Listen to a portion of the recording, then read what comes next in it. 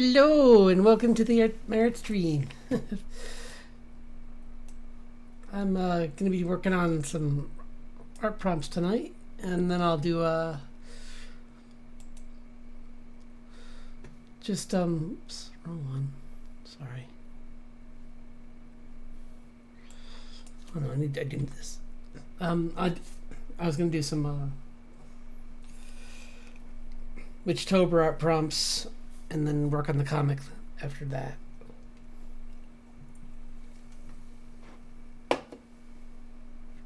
Okay, one second, I just gotta post something.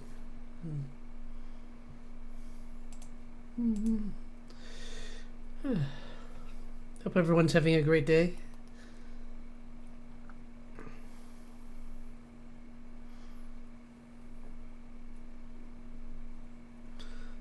Where'd it go? Oh wait. I have to do. Oh, I'm in the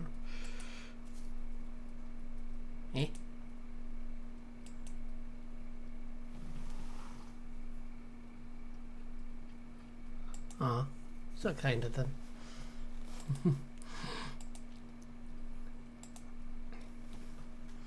Yeah, thanks to everyone who's been recently just using the comments. It really does help. And it's really nice just to hear from all of you once in a while, so thanks. Let's see. Beast. Post. Okay, that. Oh, whatever. I guess it works. Okay, so hello, thanks for dropping by.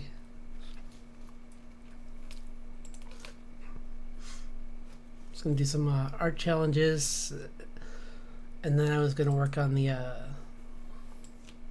comic a little bit tonight. If I can get this to work. There we go. Let's see. Oh yeah, the music. That would help. Might want to put on the music.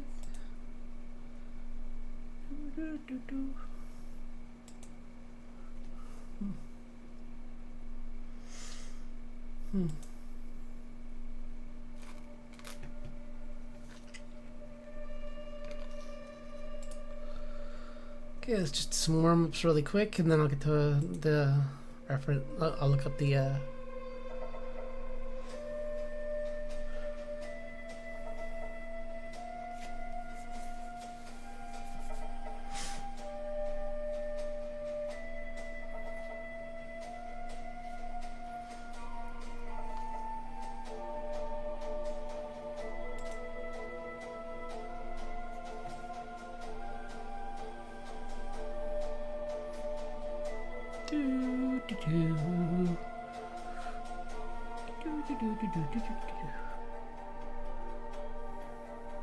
This one's good.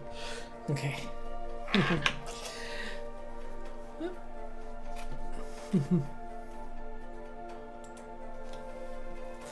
Sorry, it just took me a second. This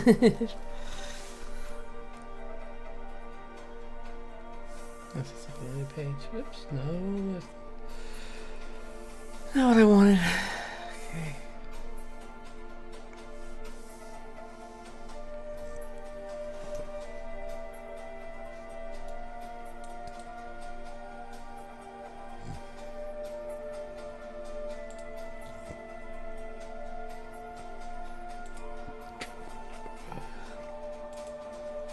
Okay, let's just do some quick pauses.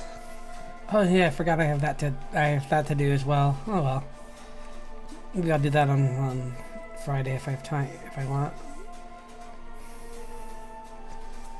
But I need to look up. I was working on my emotes earlier, and I want to make some animated ones, but I need to see how exactly how you do that. So.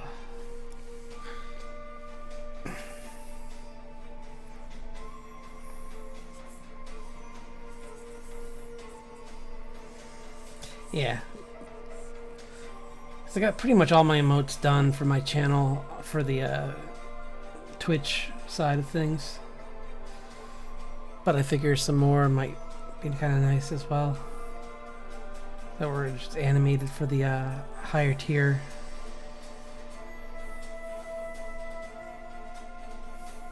So.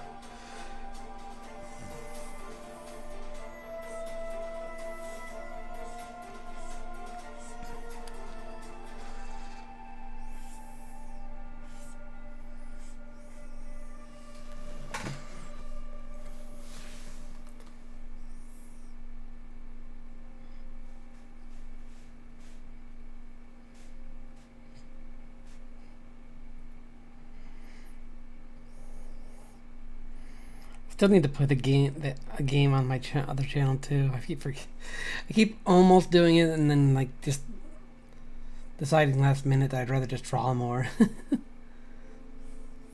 It's just like me.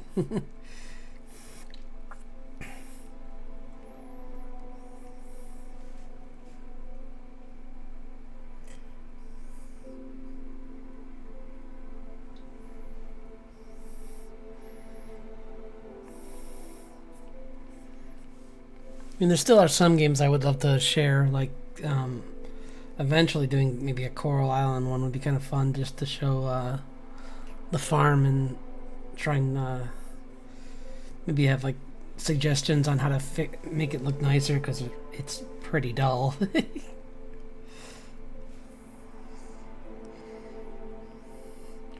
Like I spent so much time doing all the like minor like sub quests and everything that I didn't spend too much time worrying about decorating the farm.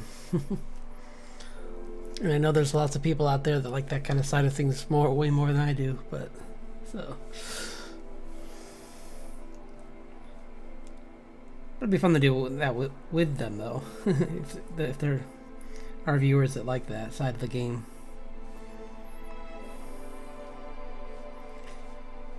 And it would be more fun to have them help, because for me, as long as the farm works, that's all that I care about.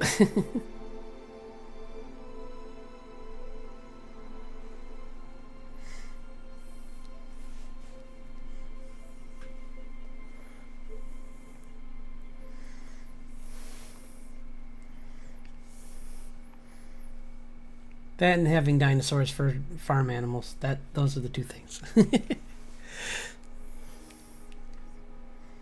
Which I actually did manage to do. I got like one more to find or something like that. That's it. And then I'll have all of the dinosaurs.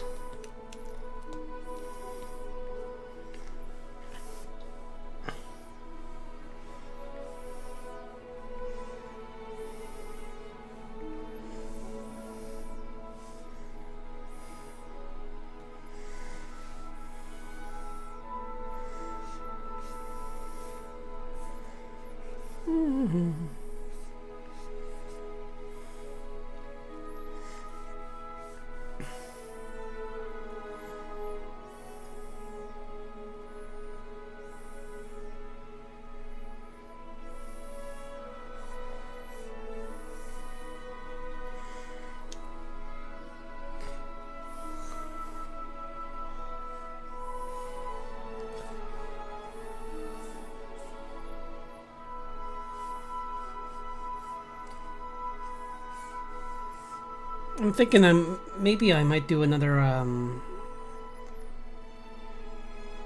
fan art session sometime in the near future, because those can be fun sometimes. I'm not sure if there'd be a theme. That might be kind of fun though.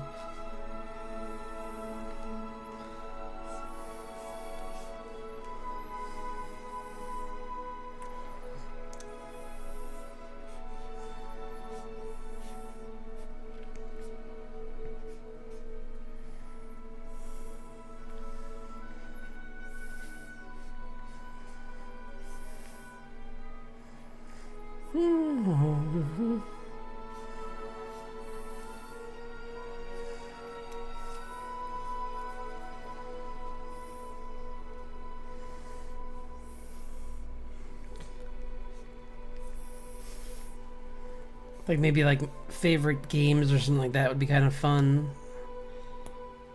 for a fan art one, because I don't think I've done that. I've done animation influences, but I don't know if I've done too many games. I'm trying to think if I have. There must be some, but not many.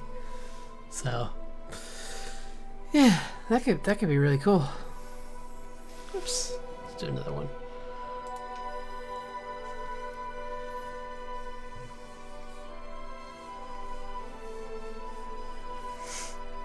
Yeah, I was working on the animation project last night, and I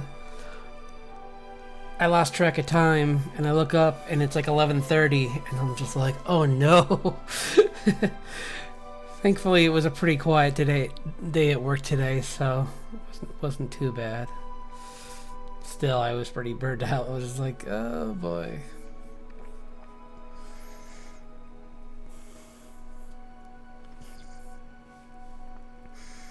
But I survived off of one Diet Mountain Dew, so. Although I did forget my water. So there's my forgetfulness for the day. From being too tired. I got a little rest before this stream just so that I wouldn't be too groggy. But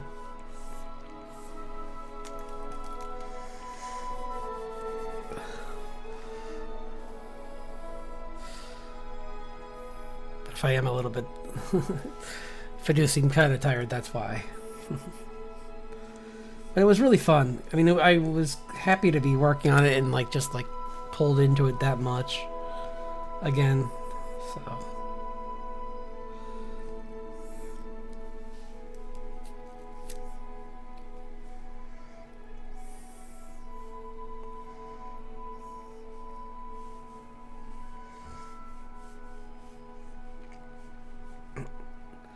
figure I can get some headway on it and then maybe help them out with some others areas that we're still need work on top of that, because there's plenty to do.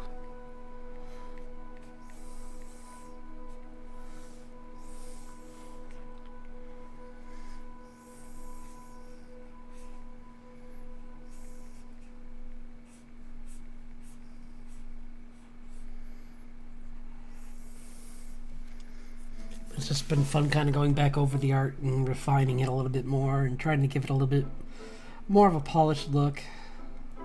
Because, I mean, I know that storyboards don't have to be perfect, but I do want them to be a little bit more readable. So, yeah.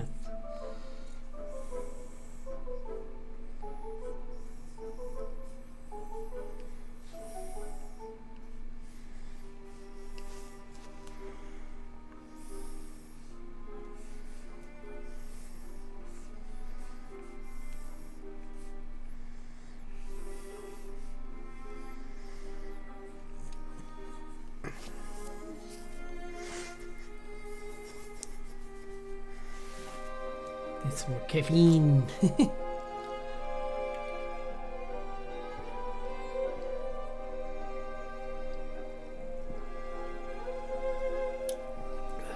Okay.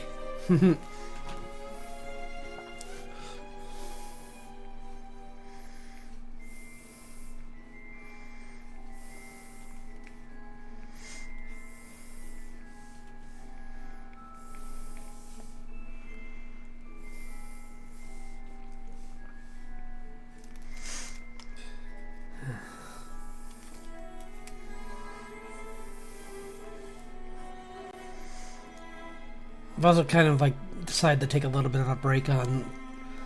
It's a shame. I like visiting a lot of other artists, but it just gets kind of taxing when you're trying to do your own work and follow everyone. So I'm kind of giving myself a little permission to just, at least until I fully adapt to the new season, because I'm just really tired lately, and I mean, it's been nice having some time to just get used to this weather and just in how things are in my new schedule, and my energy in general. Especially on days where where I'm going to be fasting. I want to be able to have enough energy to do everything.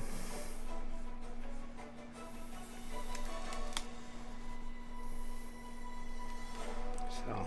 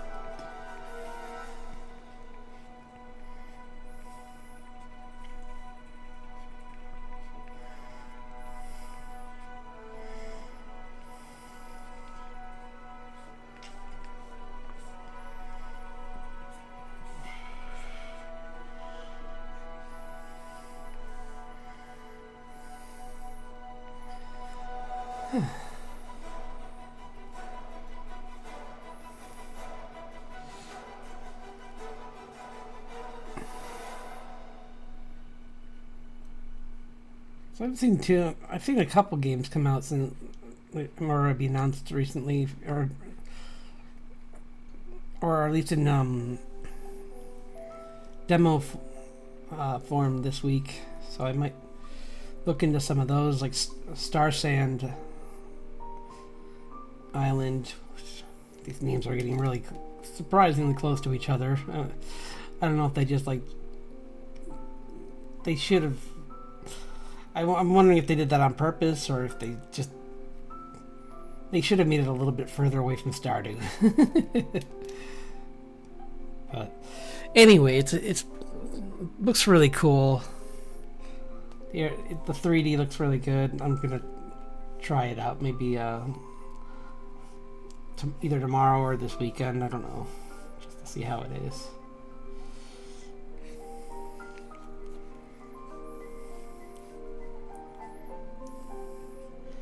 It looks pretty cool. I mean, I know the demo's gonna have limitations. It's not gonna be like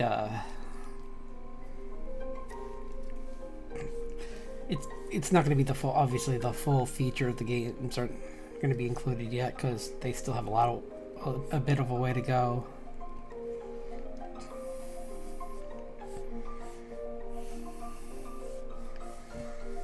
But we'll see. It might be fun.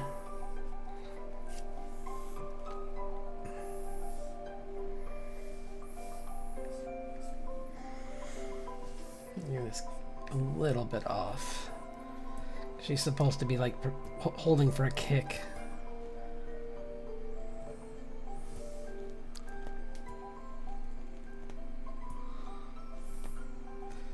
I see I did wrong. I didn't put this high enough.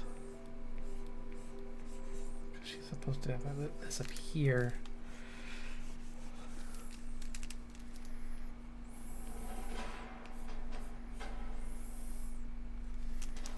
Do, do, do, do.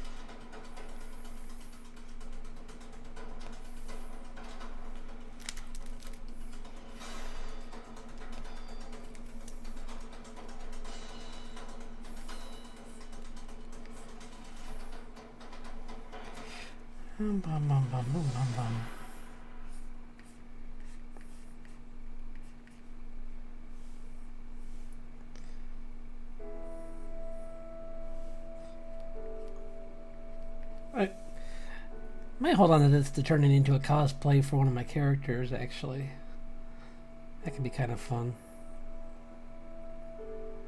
So, yeah. Let's do that. Let's put some other poses. A few more poses and then we'll... Do, do, do, do, do, do. Ooh.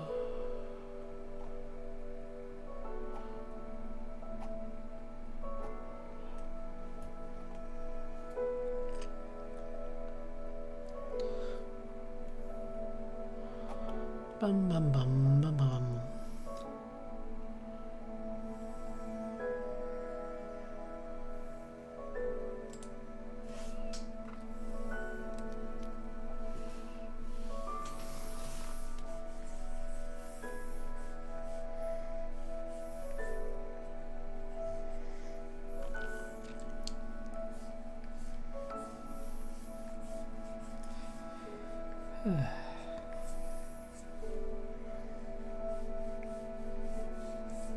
It's been really nice here, though. I can't complain that. Like, I mean, well, this week has been kind of meh, but that's okay. I'm inside most of the day anyway, so. But like, the Sunday was really, really nice. The leaves were turning orange. The park was packed. Yeah, it was a nice day.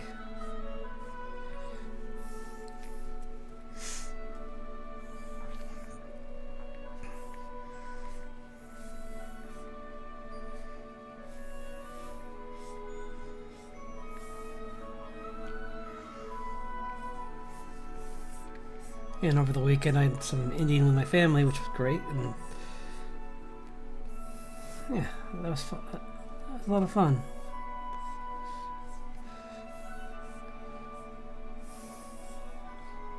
Got to catch up with some relatives. Really nice. Do,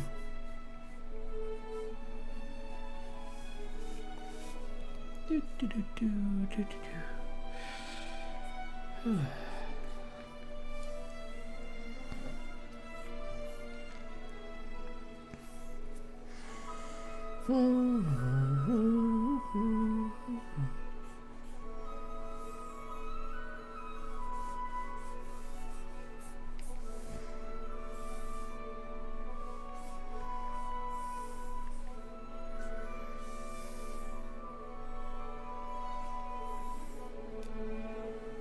Oops, I shouldn't face the wrong way.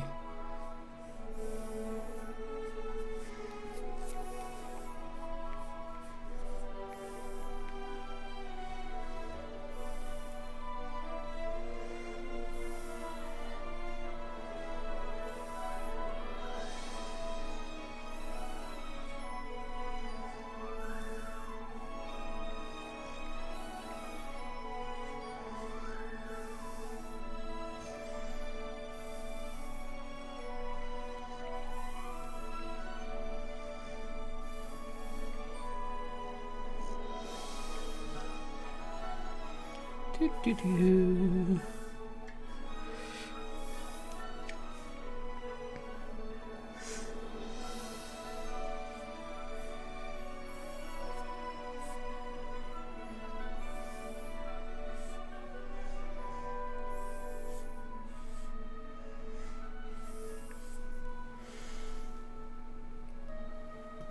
Hello, thanks for dropping by. Hope you're having a wonderful day.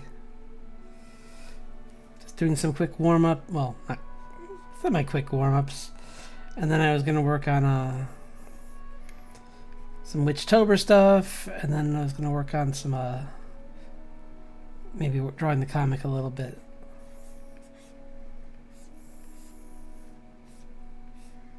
Do, do, do, do, do, do.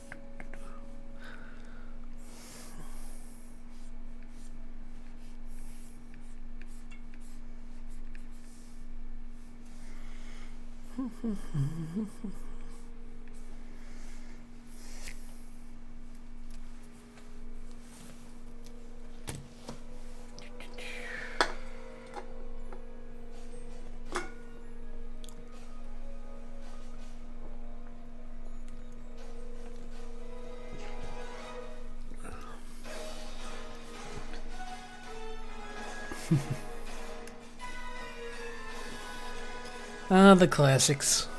Got a lot of old school Final Fantasy music.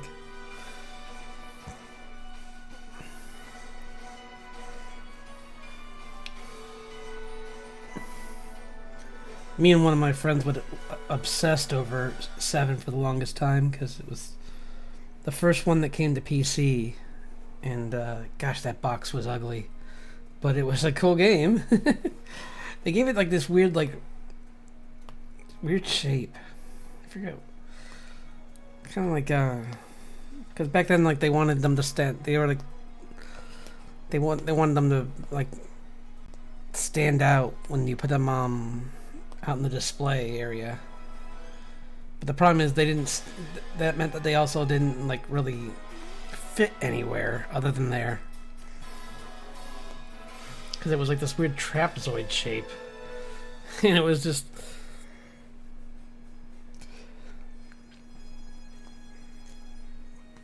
But it looked way better than the PlayStation.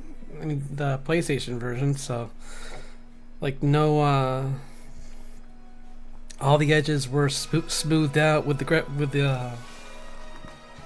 graphics card, because I think that was one of the.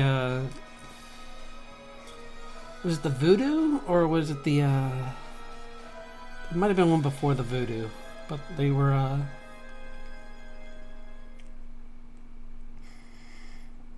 But it like allowed you to have soft edge, like hard edges, I should say, really. Whereas like with old school games, they had everything was like had the pixelated edges.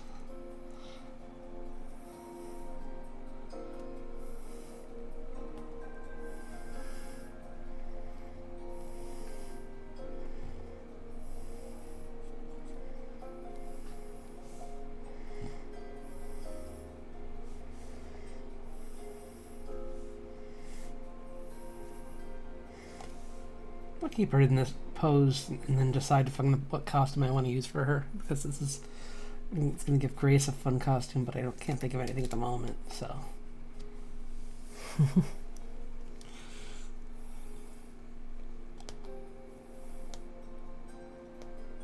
I'll think of something. 1 second, sorry.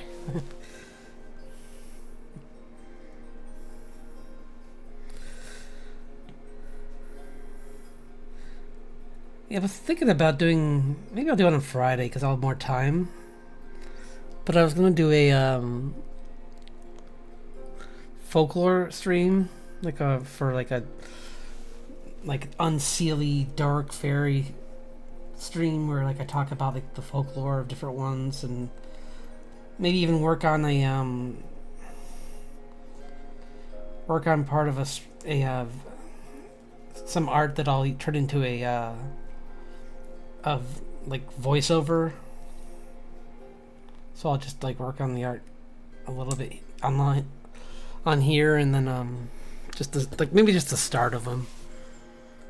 Like I'll do a couple starts and see which one I like, and then finish that as a voiceover. Because there's a couple I really like to look into from Celtic folklore a little bit further.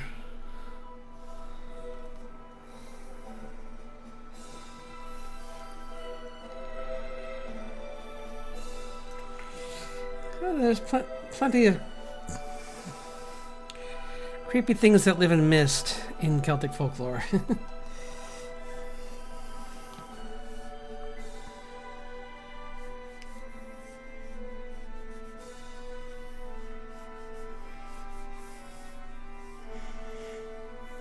So, I'll have to look into that. But okay, let's do some Witchtober. I'm gonna do today's is healer. So I was looking into like what I'm thinking of, and I've been looking up I'm looking for a good pose, but I was gonna do a plague doctor mixed with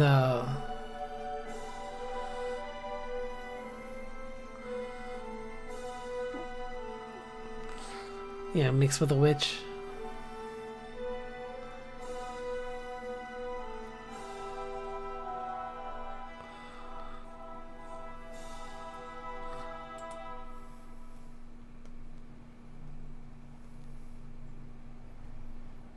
I'm trying to think of like what would be good. What would be a good like thing to add to one?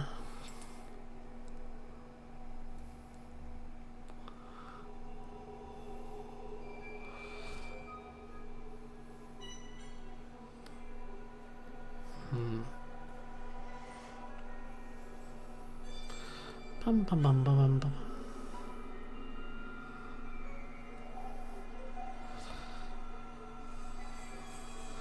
Maybe an umbrella might be kind of fun instead of a like do like a dark like like a dark version of Mary Poppins, but not dark in a way where it's like slightly unsettling, but still a healer.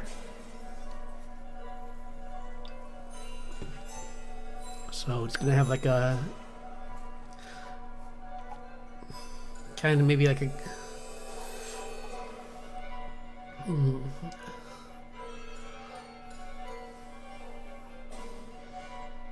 Let's see if I can find a good. A lot of good umbrellas I'm finding, but let's open a couple of different things so that I. Oh, actually, what am I doing? I can just do this. Drag. Do do do do do. Do do do do do do do do do.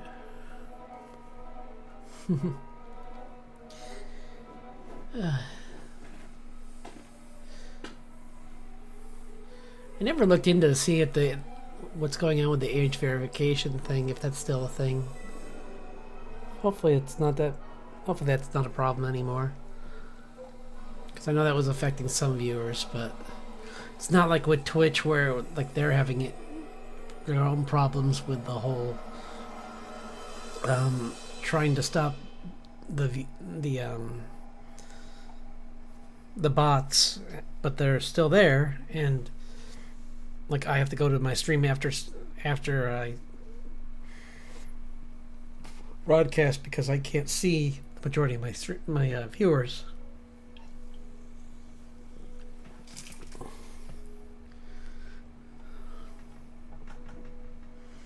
Bum bum bum. Well, this has turned into nothing all of a sudden. Sorry, my references just suddenly dried up really quick. That one's okay.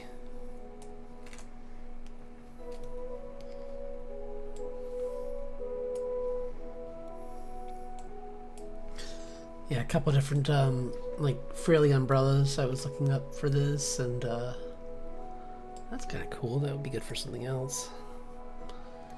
Bum,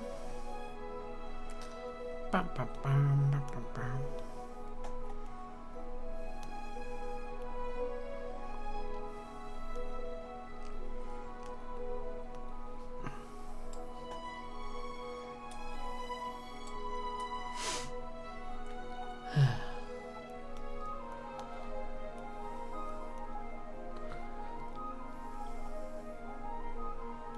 Do, do, do, do, do, do.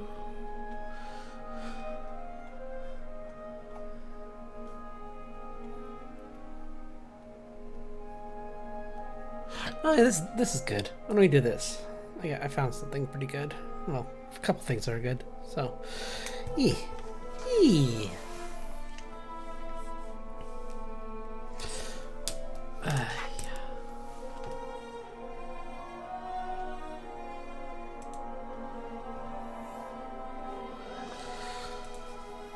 That's.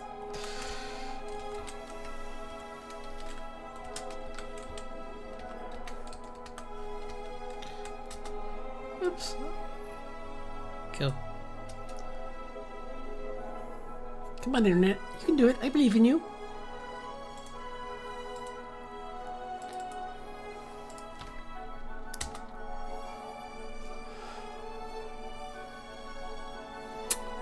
Well, it's being a jerk.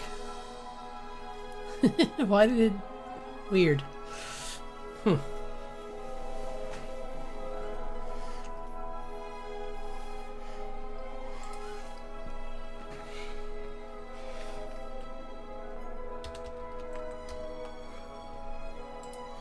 There we go. Sorry about that. It's for some reason it was just gonna be... Decided to be really difficult for no reason at all.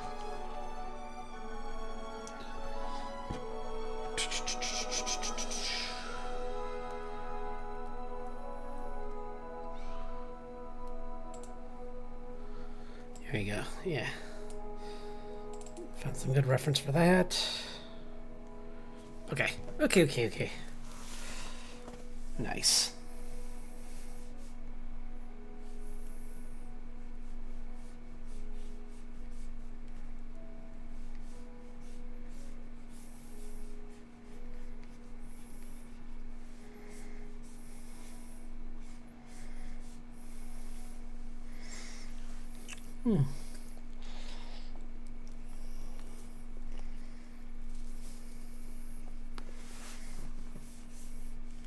Kind of want to give her like a...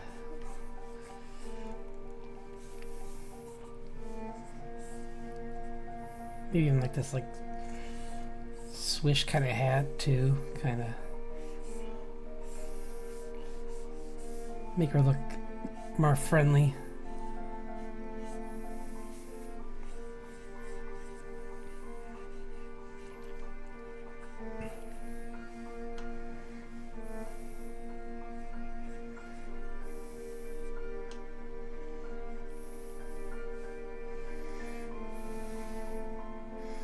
Yeah, maybe like show the one eye just to humanize her a little bit more.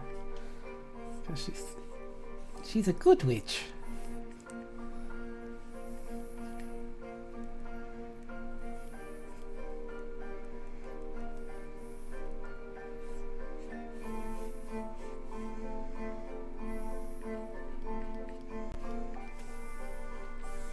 I don't know why I'm drawing it this way. I usually don't draw that much detail for the head before I have the body. It's not a great way to go. But I like it. It looks good. So, no complaints, I guess.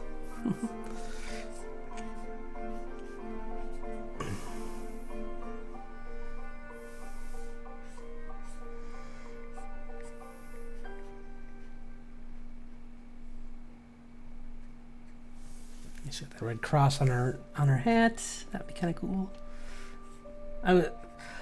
I think what I'm gonna do is this, where I'm gonna I think I'm back kind of in a groove here, where I'm gonna do my concept work at work with pencil, which is how I came to this decision and why this isn't just like me fumbling for like 20 minutes.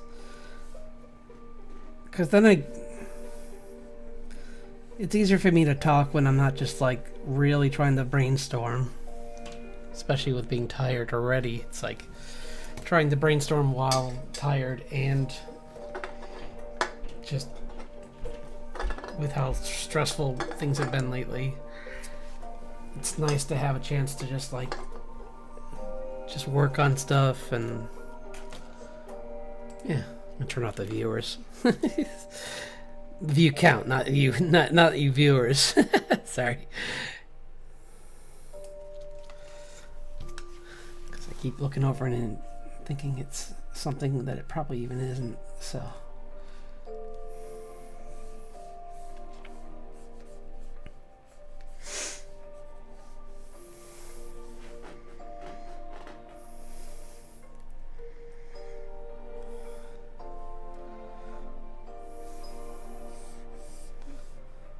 Bum, ba-dum, bum, bum, bum, bum, ba-dum, bum, bum.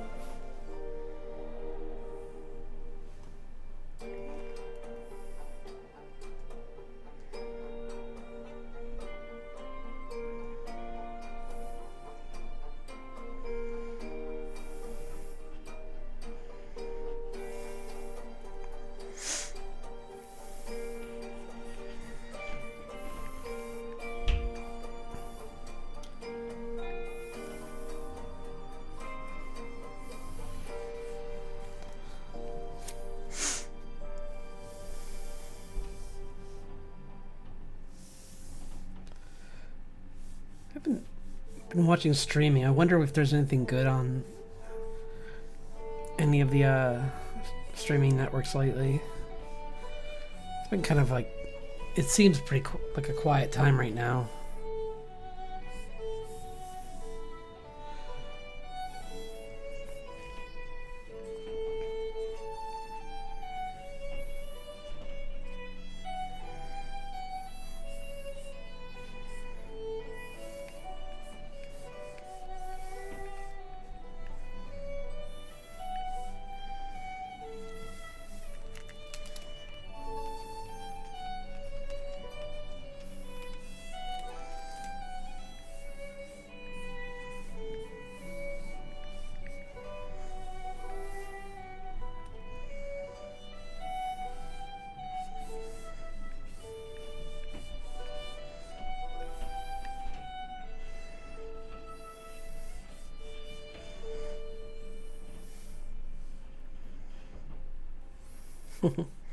I'm Mary Poppins, y'all. Little Billy. Is he? Ah, you look like Mary Poppins. Is he cool? Yeah, he kind of is. I'm Mary Poppins, y'all. Let's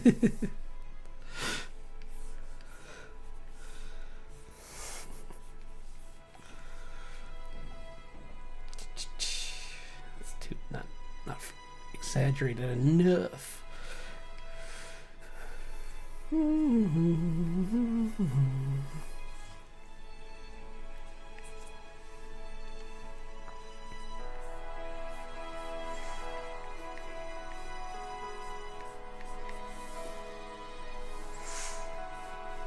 Kind of also makes me think of that overhaul kind of, but that's just because he wore a mask as well.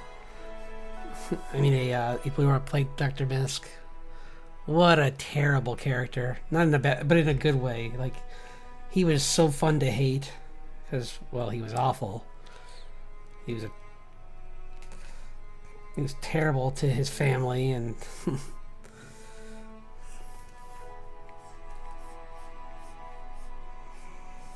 Yeah. Plus Ari was such a sweet character. She was just like this little girl that just wanted help, and it was so heartbreaking when they couldn't save her the first time. And they do later on, and you're just like, yay! I guess spoilers for something that happened a while ago in the show, but still, it's worth watching just to see that scene.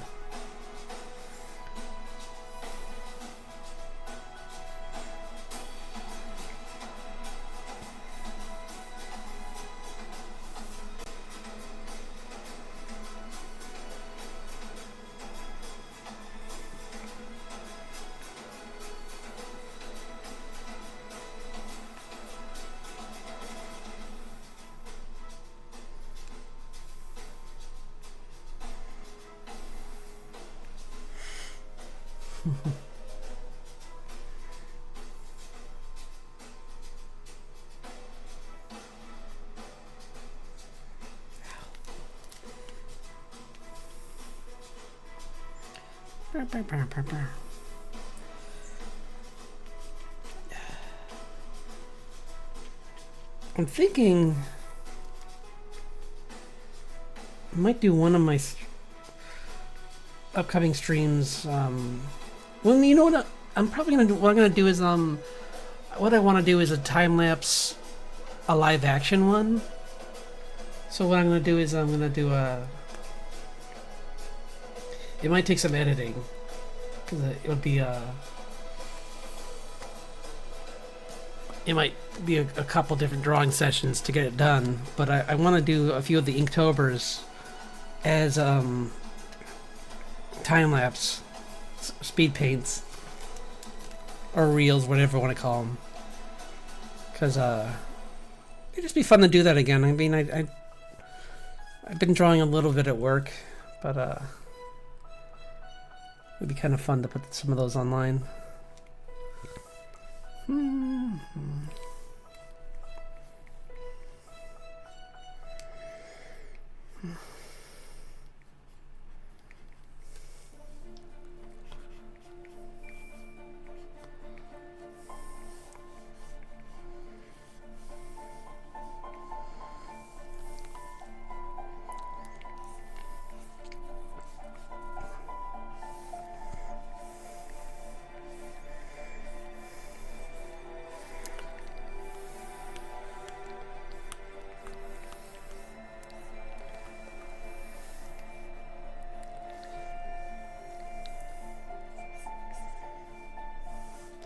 I might have to take a lace pattern for the umbrella to like. So I'm just trying to give myself some notes here of where it needs to go.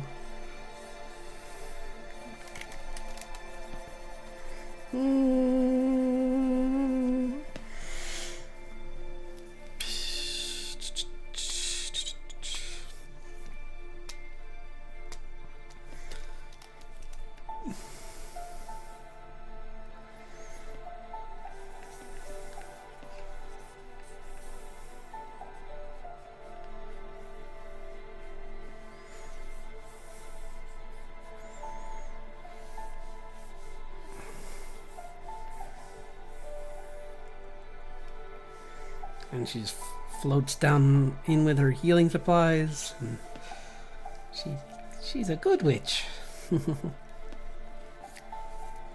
Not the good witch, trademark. Never did finish that. I watched a few episodes. It's fun to have. I should put that in the background while I'm working. That seems like a good one for just having on and listening to. And something that won't be too distracting. Because I've been going through some of Magicians again, but that is a little distracting because some of it's pretty crazy. So it's a good story. I think the show fixed some of the things well, not fixed, but just changed some of the things that were in the book that some people don't like, because Quentin was kind of a more heroized in the he was heroic more in the book to a degree, but he still missed out on a lot, which was the fun part of it, where it's like usually in a book like that you'd have like the hero who'd be the main source, but even in the book I'm pretty sure he misses a lot because he's busy with other things. So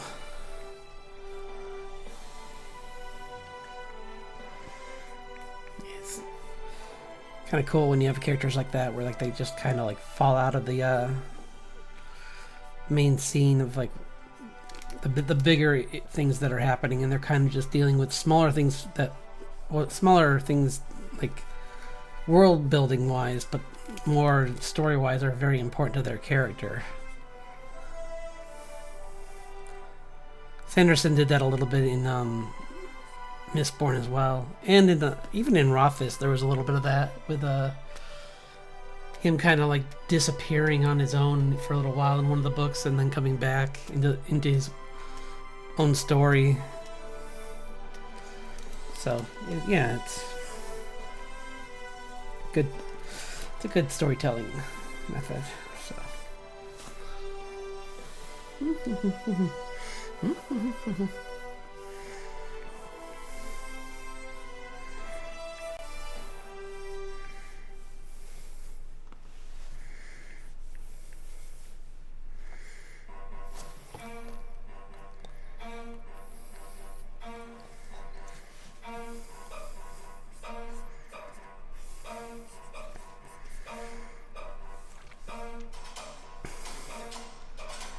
I kind of wanted to do a Plague Doctor as well, because Bloodborne's the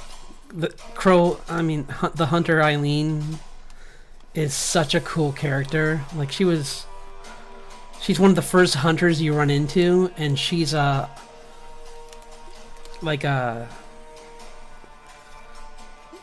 she tells you pretty much just like, I expect to like hunt you eventually, because she's like, everyone turns, everyone goes mad.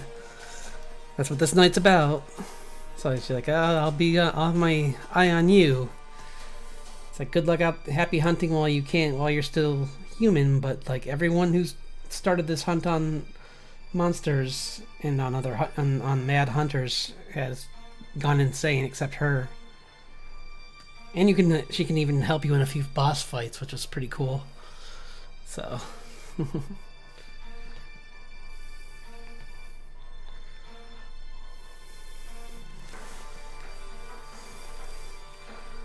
Yeah, I stopped playing for a little bit, but I was pretty much just doing dungeons by the time I stopped playing the game, so kind of. If I ever did it again, well, I don't think I'd ever do it again because it's on the PlayStation. It's not on the computer, so I can't easily. I could get some technology to stream that way, but I'm not a gamer, so I doubt I would. Because that's a whole other set of equipment, and why invest in something if I'm not going to use it all that much? Especially because I don't even use my PlayStation these days, really.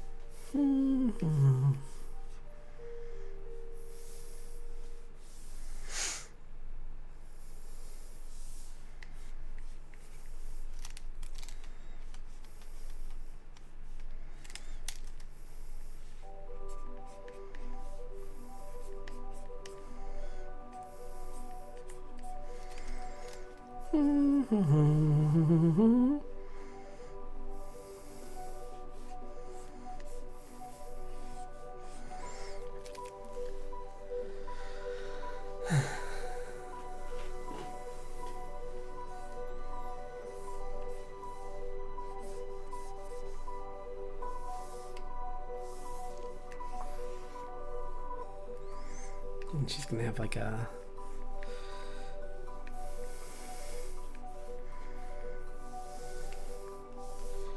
just a long dress like Mary Poppins kind of underneath it.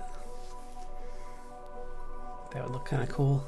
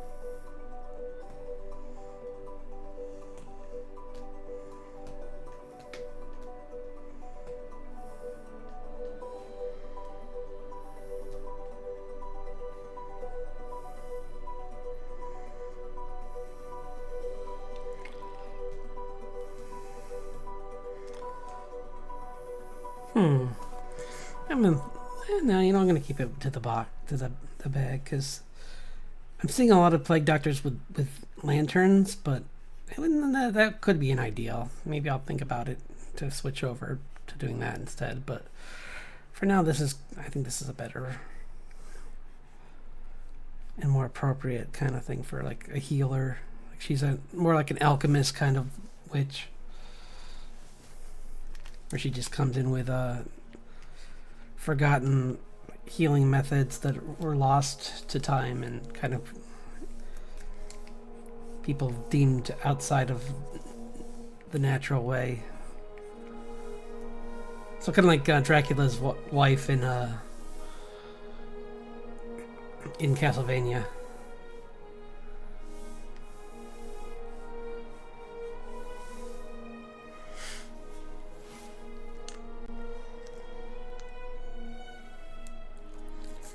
There's a big recommendation for me with that one, because for Halloween, that's a really, it's not Halloweeny though, but it's Halloweeny. It's not it's not really Halloween based, but it's still really good.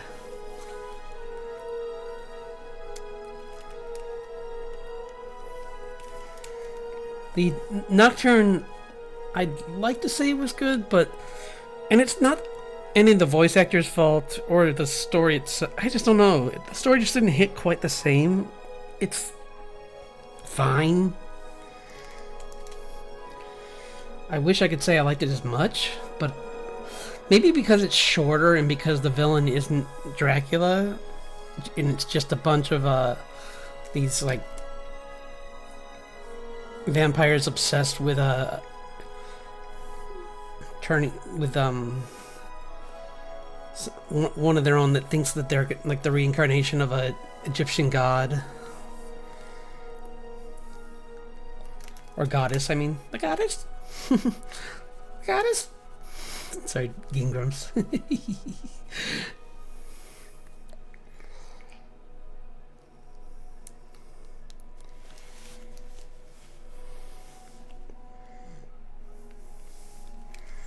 But like I like the art style. It just because it's still the same animation studio doing it, but they're just Richter.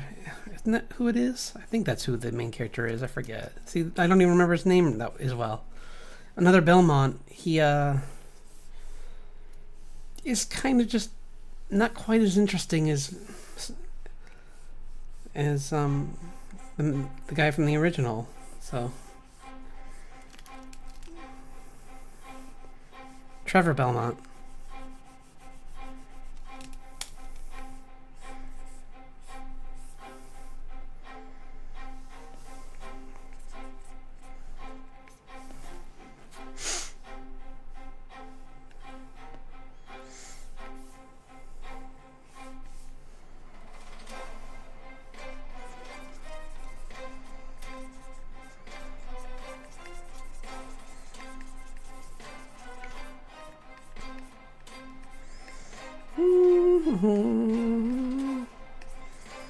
I'm gonna try and do this in black and white, but we'll see. I might have to add in some color. I was thinking maybe making like a bluish hue along with the black, maybe for the night. Because she's... Or maybe some green, or I don't know, we'll think of something. Green's kind of typical for healing though. I kind of want to go away from that. Maybe do like a light yellow on top of the black so that it's the yellow is the only color that you see.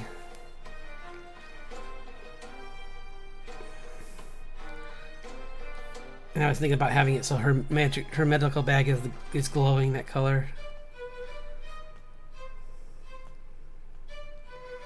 So, yeah.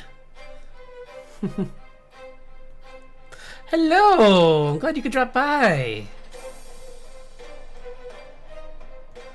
Oh, no worries. Yeah, I'm just happy you're here. That's nice to hear that you're getting some volunteer work in.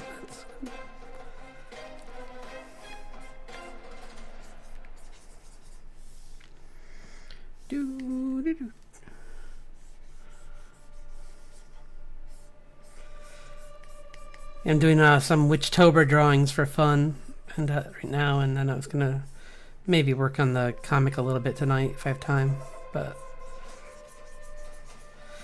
this is for the healer prompt. I thought I would do like a Mary Poppins mixed with a plague doctor kind of character. Do do do.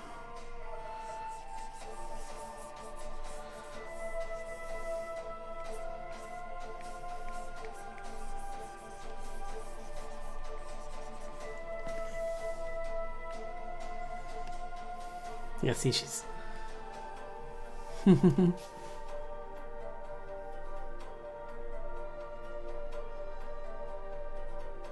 Oh, yeah, nice. Yeah, the Red Hood. Yeah, that's the, that Jason Todd, right? I think. If I remember. I love that, that movie, Under the Red Hood. Is probably up there as one of my favorite Batman movies. Up until they made a movie for the Long Halloween, which is my favorite. Long Halloween's my favorite Batman story because it's Tim Sale and Oh gosh. Why am I blanking on the other person? Darn. But it'll come back to me. Yeah, but it'll. Wasn't it? It was so good. And the funny thing is, they got the voice actor for Bender to be the Joker, and he still did an awesome job. Like, his version of the Joker was much more like refined, not refined, but just like kind of like he knows he's in control of everything kind of character. Like, he isn't afraid of being in danger or any of that kind of stuff, because he's always feels like he's in control of the situation.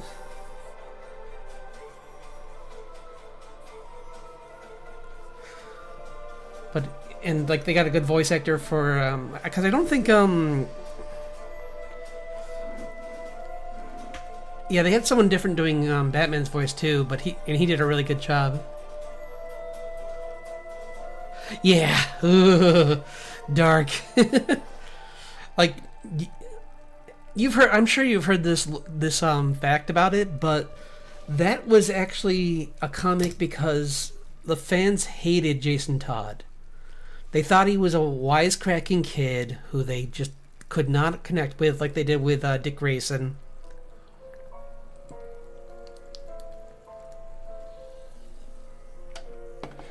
And they felt like he was just pandering to them. So when there was a moment that came up, they had a call-in number, and you could save Jason Todd, but everyone chose to let him be taken out of the story. So I guess they hated him so much that they're just like, nah, just off him. It's like it's better if he just goes. It's like, ooh, dark. I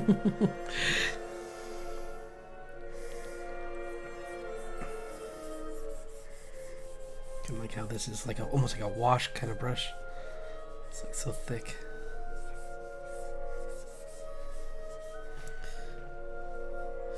Yeah, he was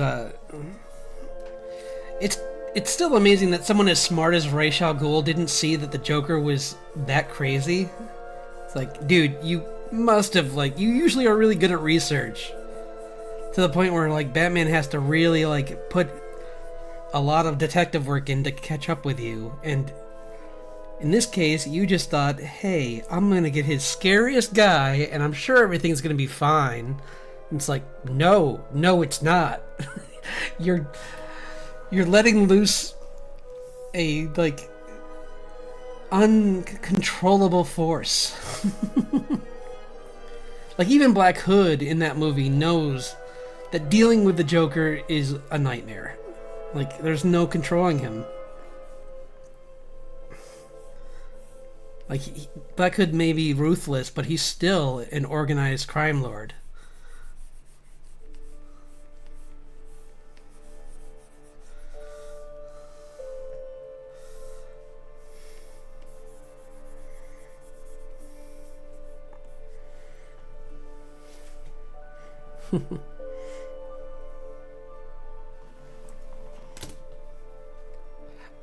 Oh, there was a funny parody, or like a dark comedy parody of the end of that movie, where I think I've talked about this on the channel, but there's that part where Jason's just like, you have to choose me or him, choose, and then like he aims the gun at Batman, and Batman walks away, and he's just like, he's like, oh, okay, and puts the gun back on Joker's head and pulls the trigger, and he's like, Batman's like, wait, what? Why I thought you were gonna shoot at me? He's like, no, why would I shoot you? You're my surrogate father figure. I wouldn't hurt you. This was all about you choosing to take him out, or you had to make the decision, and you did. You walked away. He's like, he's just like, you know what? I know it's kind of bad, but you're glad he's gone. Yeah, I really am. That was so good. They just like put that whole scene in.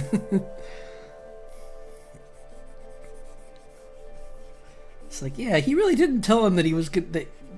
It's really odd that he did aim the gun at Bruce. It's like, wait, why are you aiming this at the guy who you care about? That's not gonna scare him.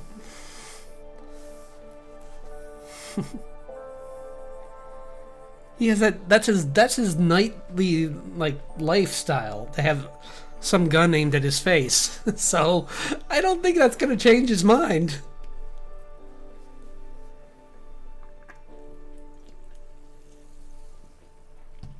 It's like I'm pretty sure he has like at least like 15 people doing that to him every night.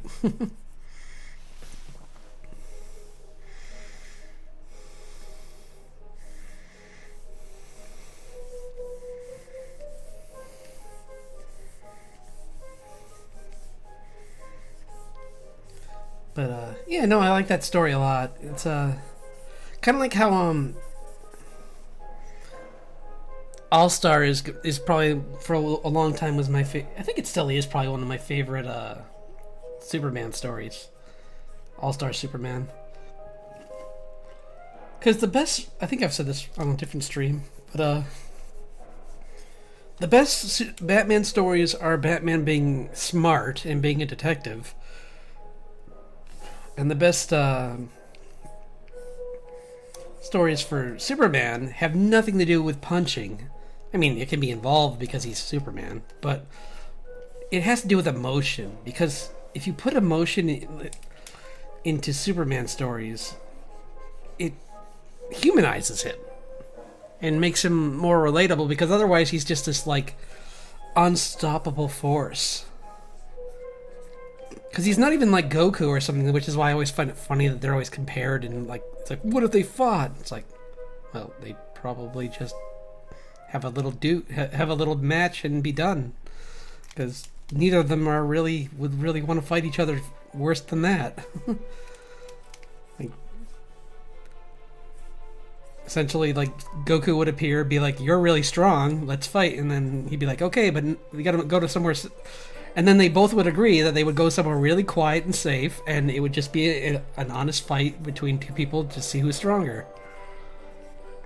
It wouldn't be no stakes because they're both heroes.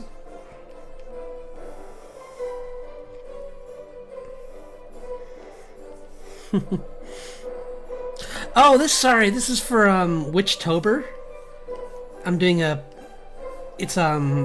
prompt is healer, so I thought it would be really fun to do a plague doctor version of a witch.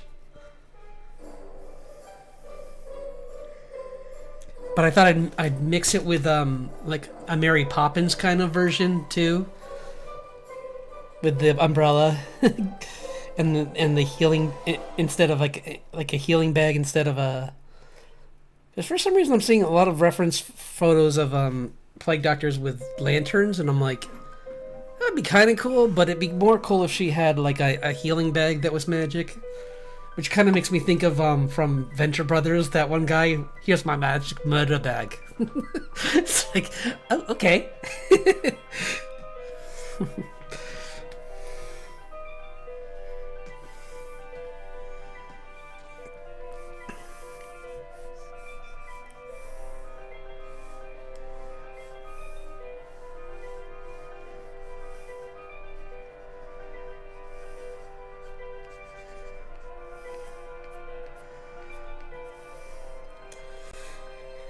Yeah, I thought I would just do some art prompts today, because like from Witchtober. I've tried other ones before, but today, thankfully, I was smart and oh, good, yeah.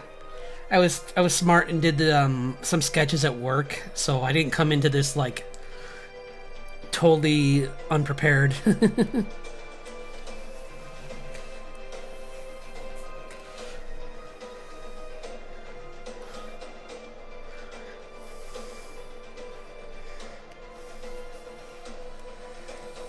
Actually, that'd be kind of cool. What if we did that? Ooh, ideas!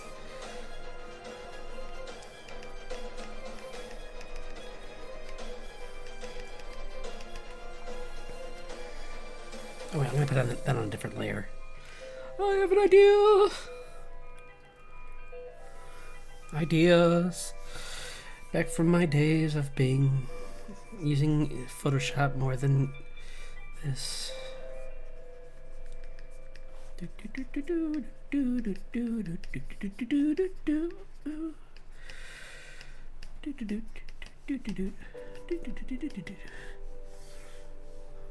Filter,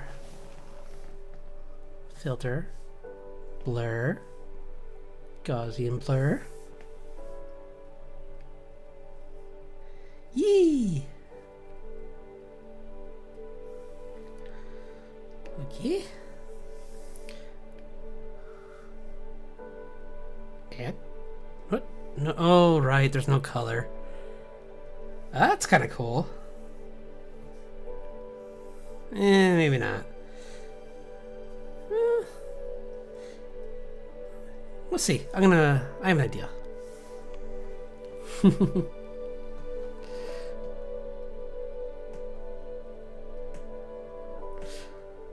Oh yeah, no. There will be. They're working on it. I think that COVID might have messed it up, but they're working on it. It's a gore. I need to get that manga. It's so pretty. Like the art. Like I only say that about a few things, but like, oh my gosh, like the art in that looks so clean and nice. I really want to just get like at least one issue just to look at the backgrounds for like studying for my comic, because they're so nice and like it's almost like I don't see like Berserk didn't really. I can't remember if they. I guess it kind of is, because Berserk did have scenes where like the background was a really big important character, so. But like the way that they just draw everything is just very clean and very watercolory, but very like good line work as well.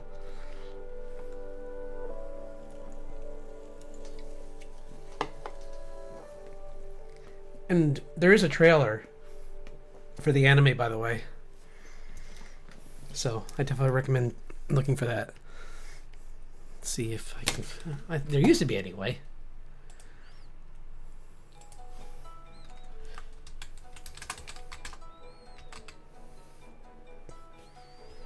Yep, there is.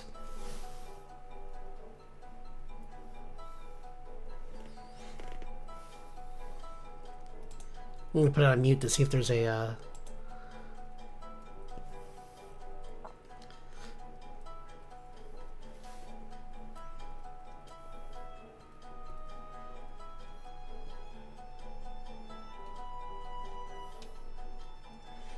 Yeah, it's really nice. I'm definitely gonna look into it, and honestly, that would be a good one. I've been meaning to go to my comic book store. Maybe I'll go there for and try and order it. Wow, this is not loading at all for some reason.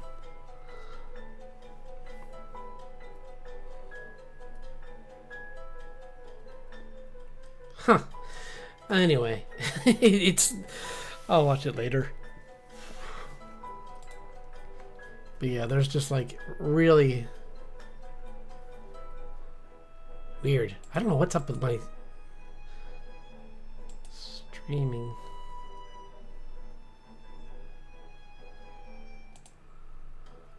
Weird. Anyway, yeah, no, it looks really good. Like the art style looks great. I need to pick up that one. I still need to finish some too, though. I got like a. What is it? I'm reading the Nausicaa, Valley of the Wind. The manga is so good, but I just keep forgetting to finish it. Like I get a ways into it, and then I just forget that I'm supposed to be reading it. Because I got it back right before my injury, so I couldn't read it back then because ironically it was too heavy to read for someone with one arm. Or at least it felt like it was. It felt kind of awkward.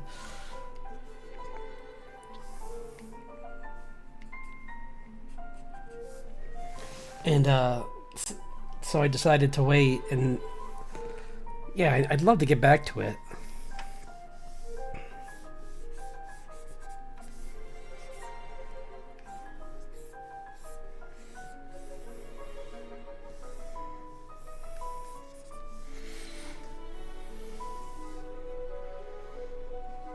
But yeah, I did the point on her hat was definitely inspired by that anime. Like the way I styled the hat was it definitely had that in mind.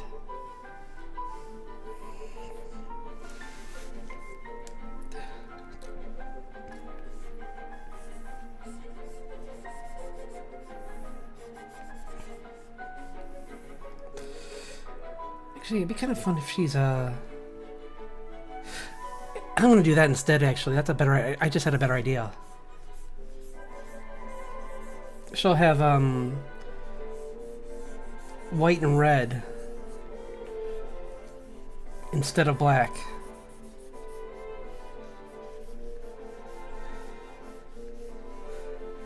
So kind of like a Alucard kind of from Helsing, but a good version.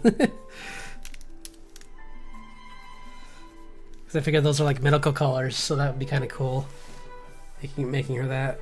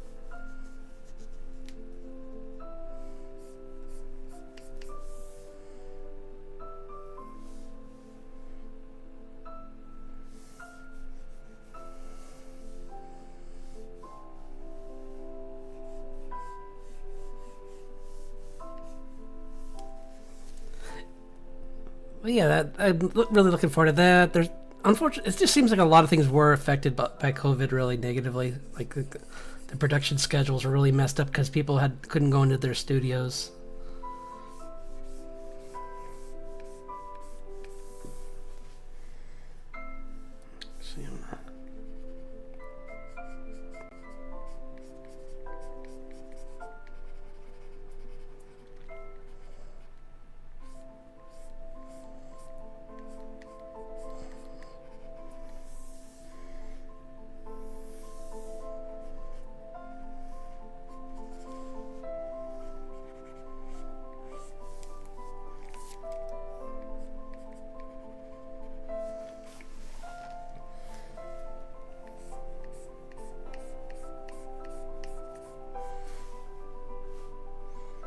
But I was, yeah.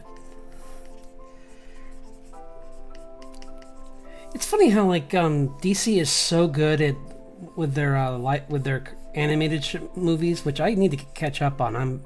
I'm behind on the animated movies. I haven't seen the last few. I think it's because they got into multiverse stuff, and that always kind of makes me cringe a little. But I heard they were pretty good, so maybe I'll give them a shot.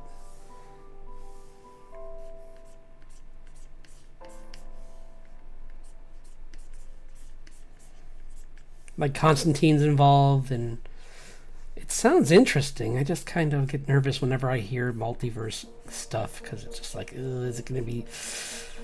How's this going to go?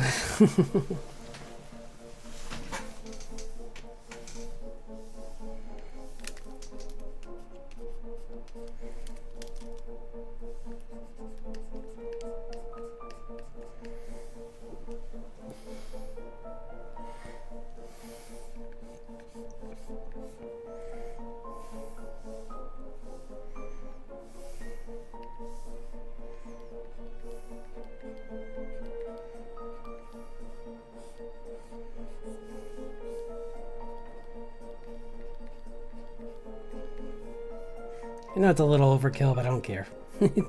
I like it. Making it like.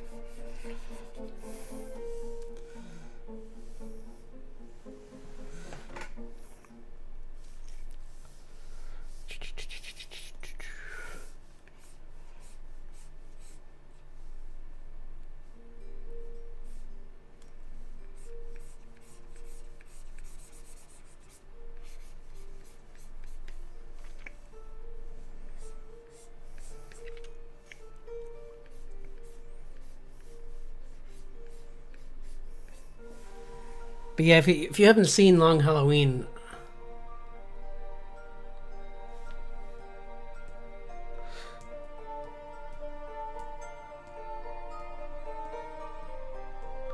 oh, the little. You know what's funny? I fixed it. I found a cool tutorial on like rendering him better because he's always been there, but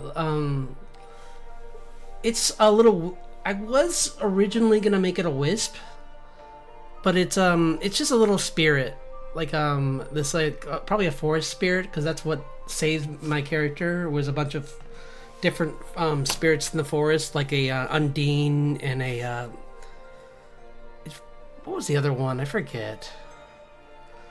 I'm trying to think what he was. There was like, I think it was.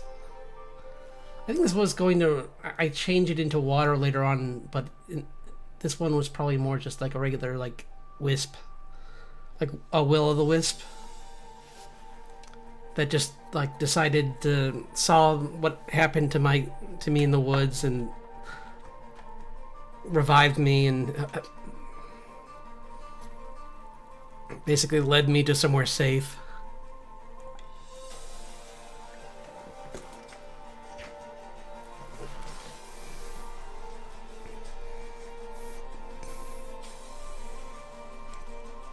Yeah, because it was one of those things where, like, after everything that happened, I was left kind of like on the precipice and kind of like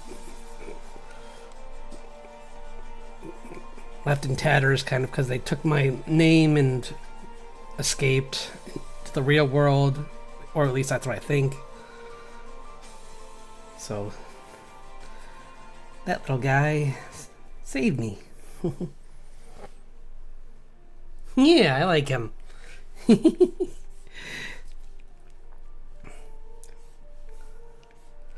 For the next model, I'm gonna have him float around me, and I might make different spirits for like followers. So that'll be fun. Like I'm gonna try and make some a few, at least like to start with, maybe only a few different things, like maybe like three or four different spirits, but I might add more later on, just to give people more choices. Maybe give her black hair just so she's kind of something to give her, push her, or just because it's a nice strong contrast with all the white and red.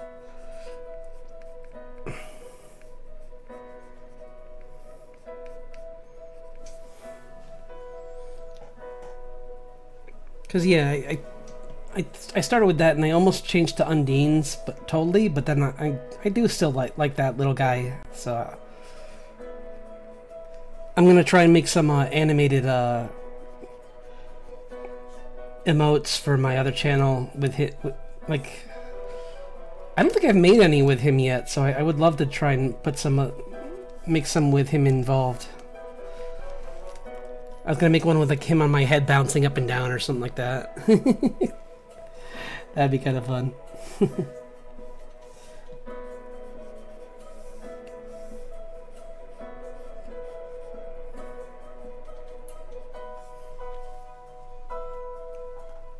Yeah, I was probably gonna do things like an Undine one, a baby dragon one. I don't know what else. So maybe a pixie one. We're probably gonna be the first few.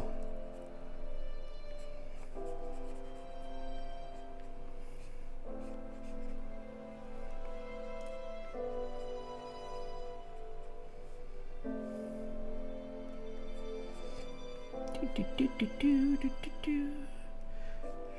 should want that.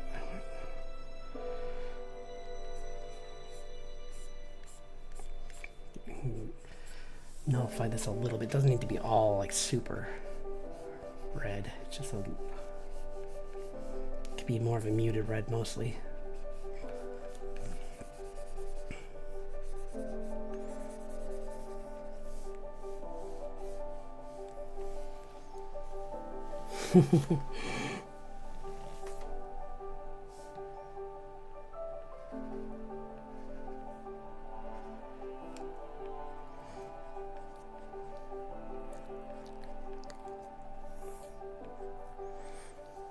Another really good movie from the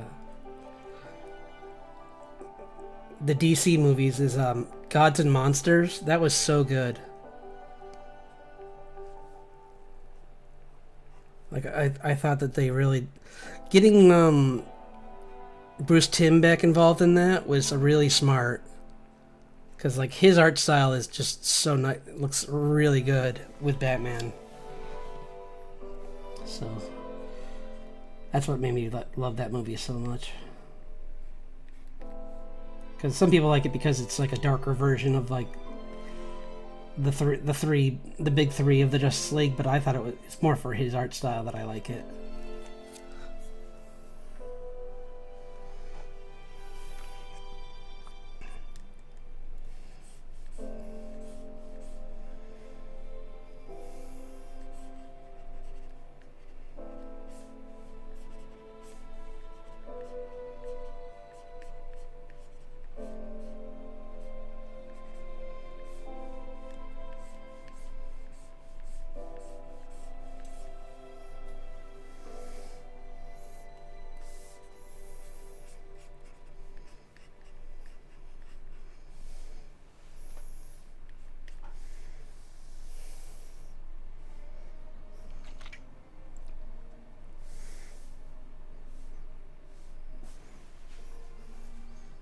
Have you been watching anything lately? Because I'm actually watching the final season of My Hero, and I'm excited to see the conclusion. I guess this is it. Like this is they're putting the it's gonna be like 12 episodes, and it's gonna be like everything that is just gonna be like I think I'm not even sure how they're pacing it because I'm hoping that there's gonna be some chance to just spend time with the heroes after they defeat the villain because I'm more interested in like because we know that who's going to be around at the end of it because well one of them is doing unless it's someone else pretending to be him, he's basically narrating the entire story, so it's one of those like he's in the future talking about what he did. So, be kind of weird if something happens to him. Unless it's kind of like, what was that game?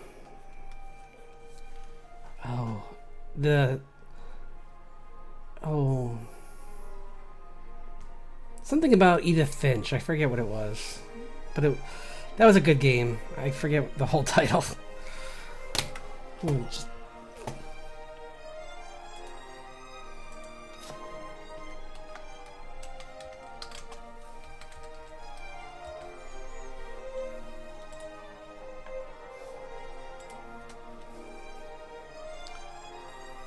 What remains of Edith Finch?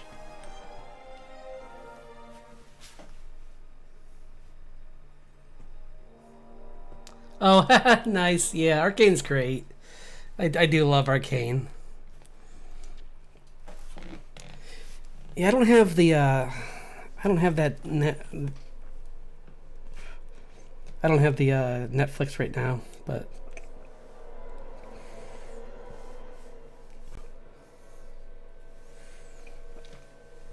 yeah, that was really good. Like that story just came along really great. Like the way that they, especially that's, like I was worried about that second season, but I thought they really handled it well. And like, I looked into the lore to find out what the ending actually meant, which is fun. I like to be able to, like, I like the fact that you can do that. You can just, because like they actually did think it's not just random. They actually have a reasoning behind why it ends that way. So that's really clever.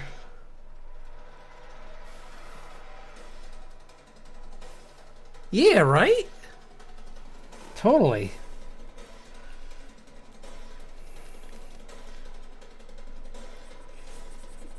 I think Spider-Verse is coming out in the near future. I forget, is it like this month? I think it's next. Maybe it's in November. That might be what it is, because Spider-Verse has a gorgeous art style, and I'm really excited to see the third part to it. Especially with how it ended, and I was like, wait, what? I'm like, oh no, it's not, we're not, no conclusion? Oh no.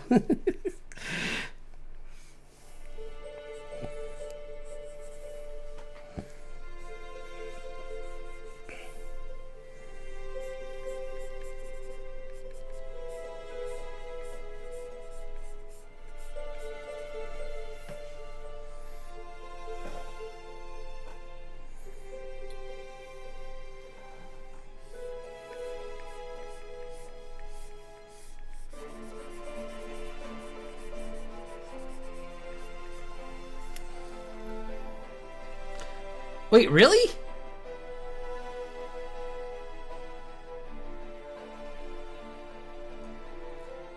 They must have pushed it. Wow, I thought it was this year. I thought at latest it was next year. Wow, something must have really happened. I don't know what happened. That's crazy.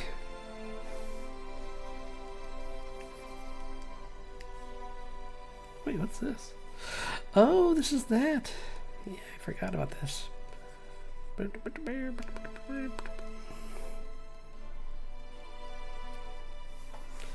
What a shame.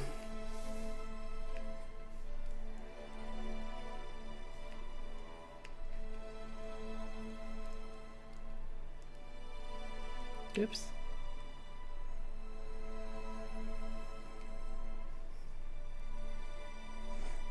Come on, Pen. Come on, work with me here. Thank you.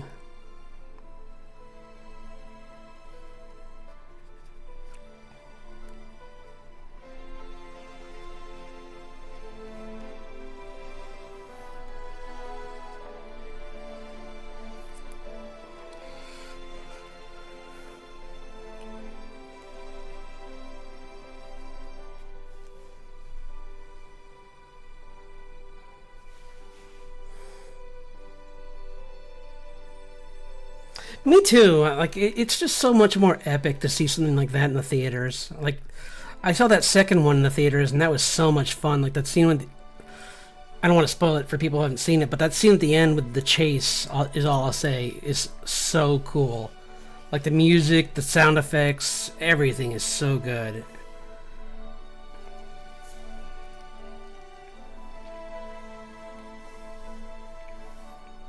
Or maybe we'll make the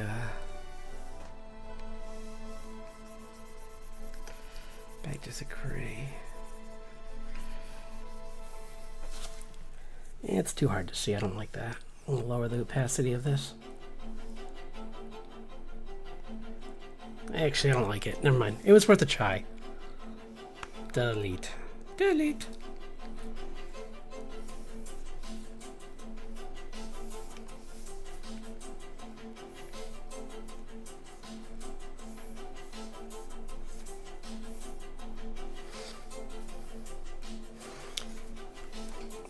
Yeah, so much is going to happen in the next movie, so I'm real excited.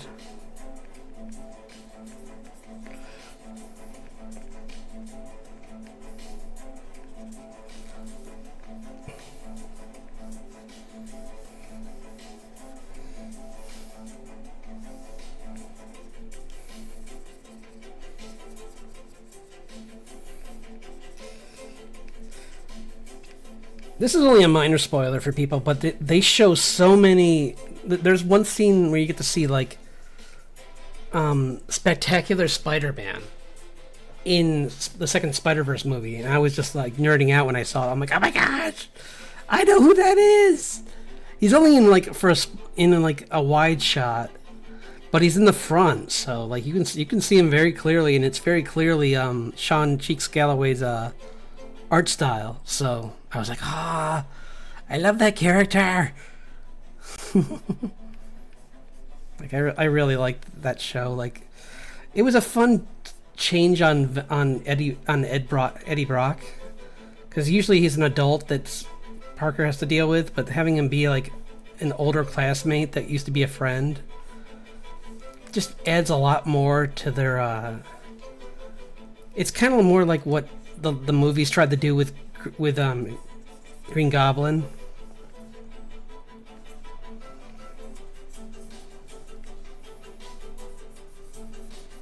So.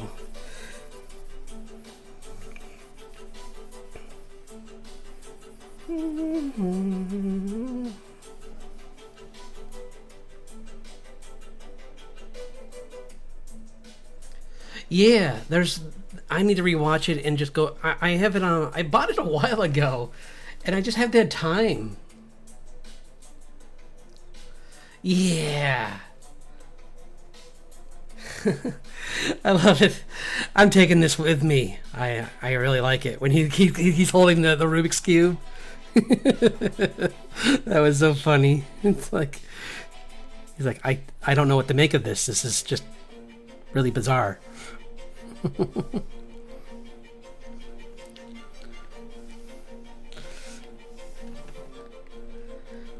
And I think wasn't John Mulaney wasn't he Spider Pig? I can't remember. I think he was. Because I think or was he? No, he wasn't Peter B. Parker, was he? I think that was someone else. No, that was someone else. Yeah, he was Spider Pig. Spider Pig, Spider. Or no, wait, Spider. Is it Spider Ham? I forget what he's called.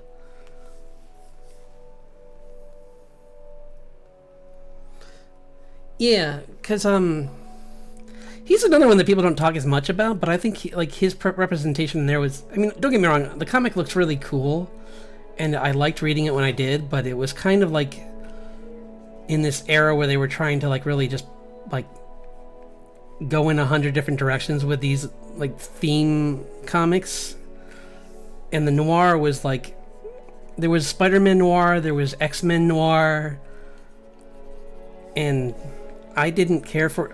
I like the Spider-Man noir more than the X-Men noir. Like X-Men noir was like talking about how instead of mutants being a thing, being a criminal was apparently like a genetic thing, which is like, oh, that's not good to say. That's pretty bad to say, guys.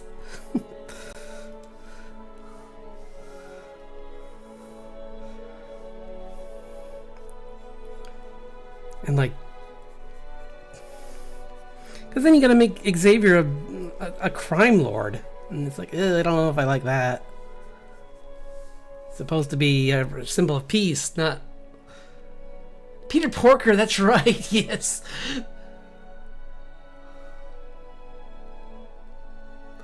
Oh, they actually are gonna make a movie just for him. That's great. I'll have to check that out when it comes out, because I did. And the funny thing is, I'm so happy that he got to play a character, because he's the biggest Spider-Man fan ever. Like, secondary to like Superman, Spider-Man's one that he like hunted down first editions of. I think he has like 3 first editions or something like that. Of what was it? Amazing. What was the name of that comic? Oh my gosh, I'm clearly not a Spider-Man fan. The internet's gonna come for me.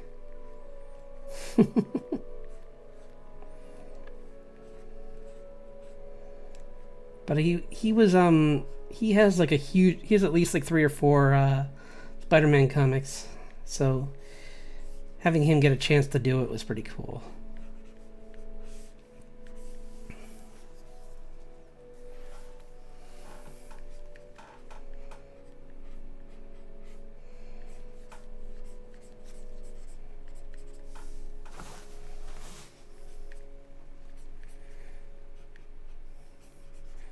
I don't know if Mulaney is. I mean, clearly he's got to be somewhat of a fan, because that's such a random pick for a comedian. Like, I mean, I'm pretty sure he is. I'm pretty sure he's a pretty big Spider-Man fan too. Spider-Man's one of those guys that, like, even if you're not a fervent comic book collector, you can still like. Because he's just like the every guy kind of character.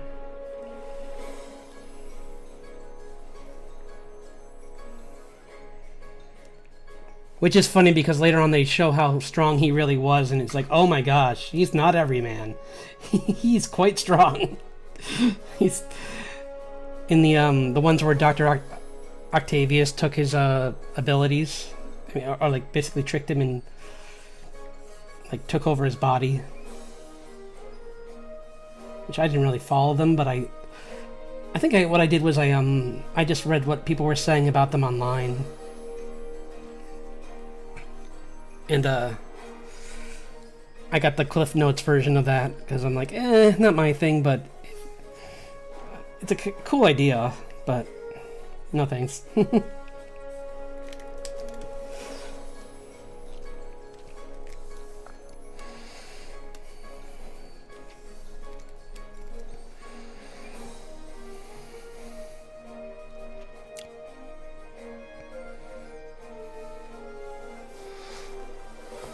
Porker, that's, yeah. I love.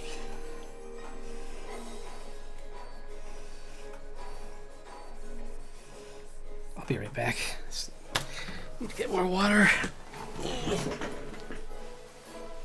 drink all my soda tonight because then I won't sleep.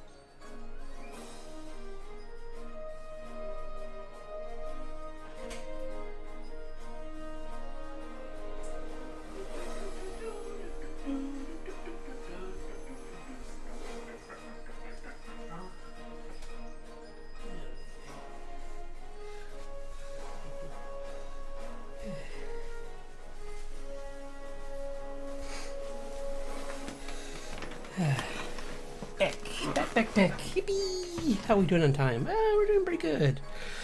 Probably another half hour. So maybe I'm gonna switch over to... This is coming along good. I think I can just finish this. We'll do a little bit more. I'll get the coloring for the rest of the dress and everything, and get the base colors down, and then I'll move to the comic. Because it would be nice to make a little progress on that tonight too.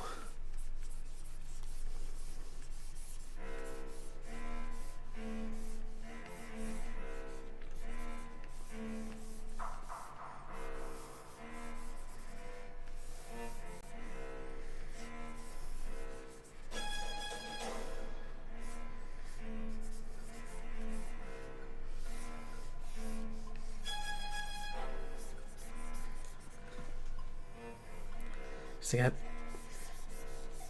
made a little bit over the weekend on that, but I didn't.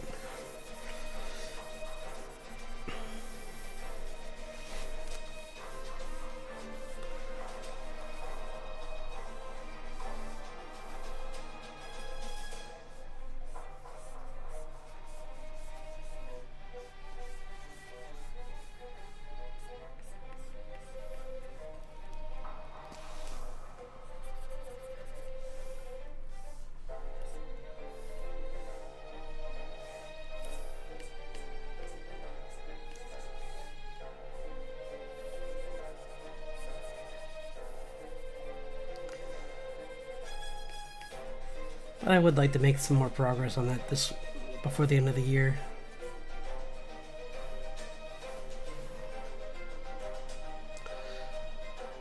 I found this new one called I found this new one on Steam that was not too expensive called what was it? Buy Sweet Carol. It has this like Disney animation style, and it's kind of like a puzzle. Not I don't know if it's a puzzle platformer necessarily, but there is like you can transform into a little rabbit, and there's like nothing's what it seems. Everyone, so you're never sure who's your friend or your enemy, and it's got a really cool dark art style, but still in that almost like creepy, like pseudo Disney style. So that's a good one. What was another good one? If you're looking for a quick game, suspenseful stuff. Oh, I don't know.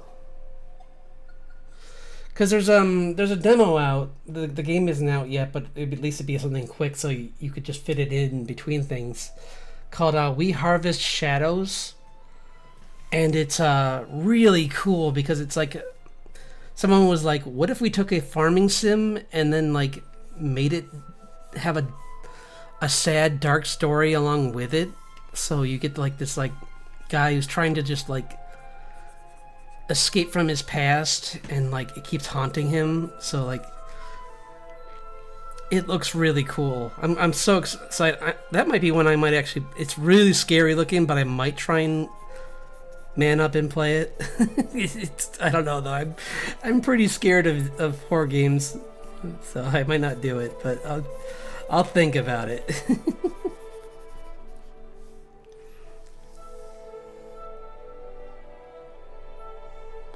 It definitely looks interesting. Like the art's.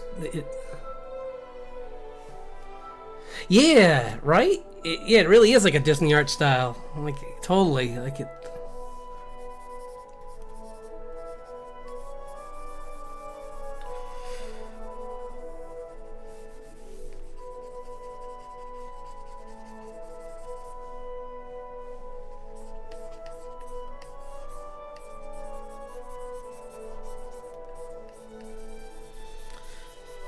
But I think it looks really nice, so it might be worth looking into. I might play it this weekend over on Twitch.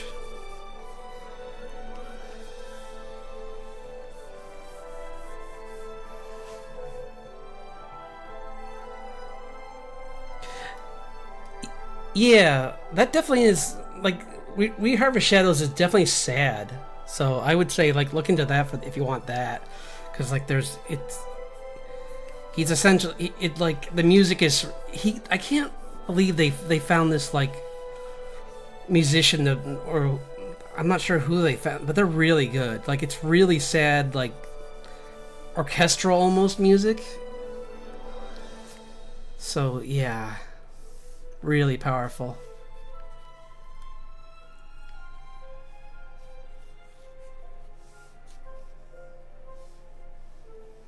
Maybe. Yeah, maybe do that. Give this like a... Oops, wrong brush.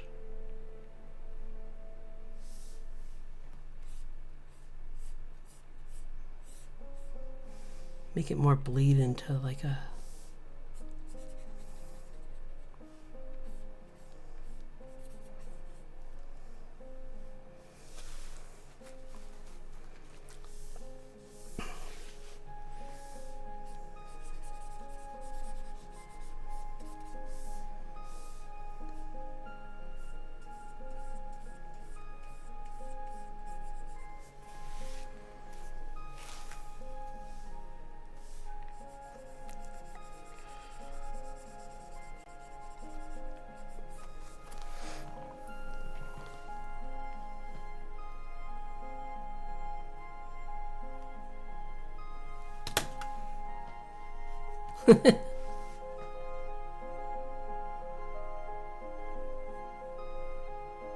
Bread. Huh.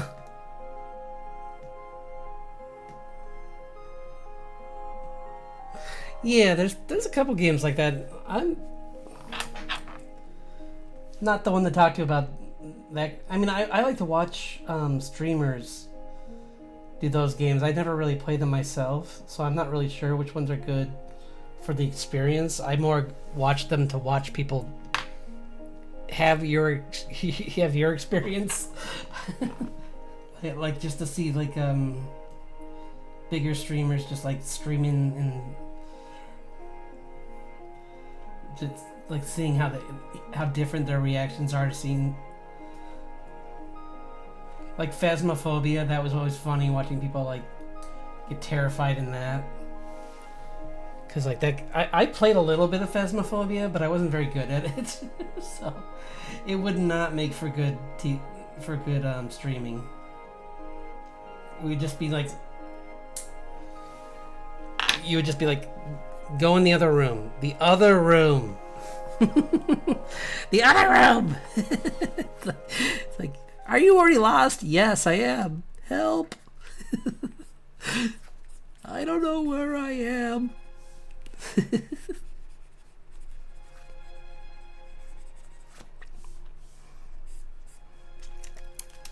The one time I played it with my friends, we forgot to buy lights, and we went in the lighthouse, and it's pitch black in there, except for a few spots, and I just got lost in the bathroom, in like in the powder room, and was just running around the toilet, the tub, just going, "Where are you, ghost? Where are you, ghost?" It's like, "Come get me! I'm lost." It's like, I might as well just speed up the inevitable.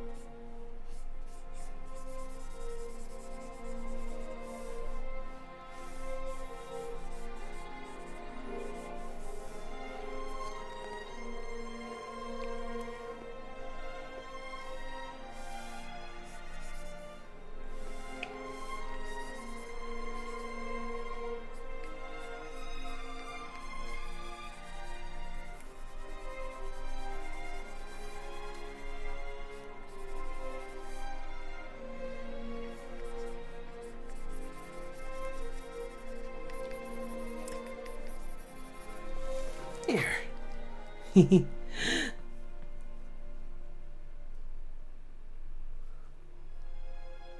Yeah.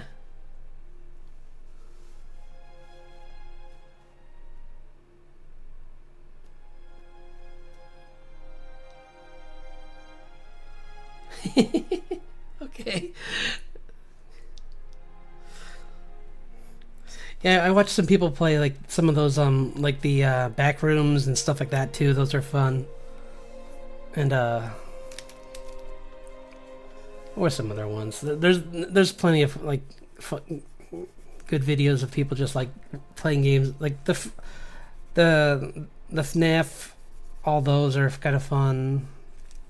I never would play them myself, but because I probably would just be like, it just wouldn't be as much fun as watching.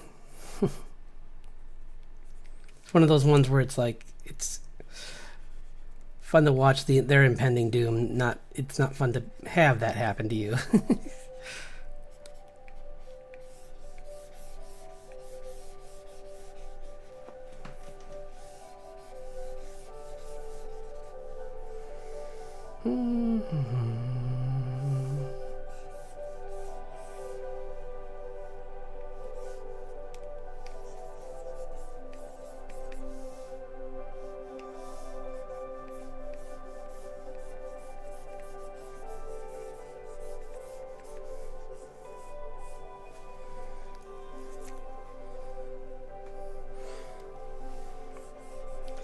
Yeah, I watched this one streamer play Raft, and he's terrified of sharks. So it was pretty funny. It's just like, buddy, you should know you're just setting yourself up for a bad time. It's like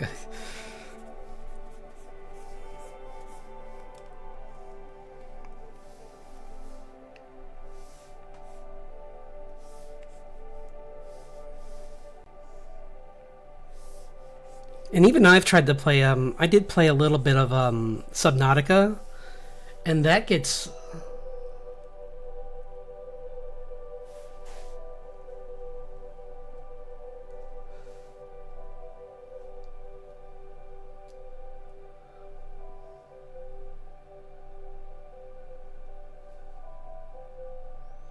Oh, okay. Yeah, and there's a lot of those kind of games coming out this year. Games where it's like more about dread and less about like just pure like monsters popping in your face. It's more about like anticipating the unknown, which might not even be there. Like you're not even sure. You're just kind of like, am I hallucinating? Is there something following me, or are those just my footsteps? And like I'm really excited to see like more games like that, because that's the kind of horror those are the kind of stories that I think are the scariest, when you're like questioning yourself and you're like, is it really this scary, or am I just going kind of cuckoo?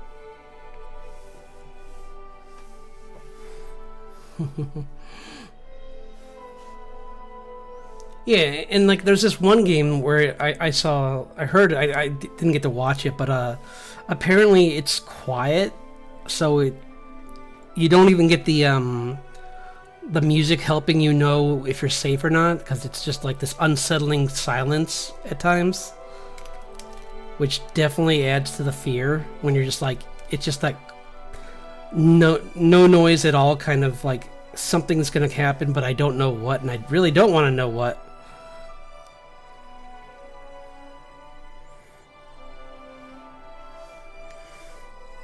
Like that's gonna be really interesting to see like more stories like that.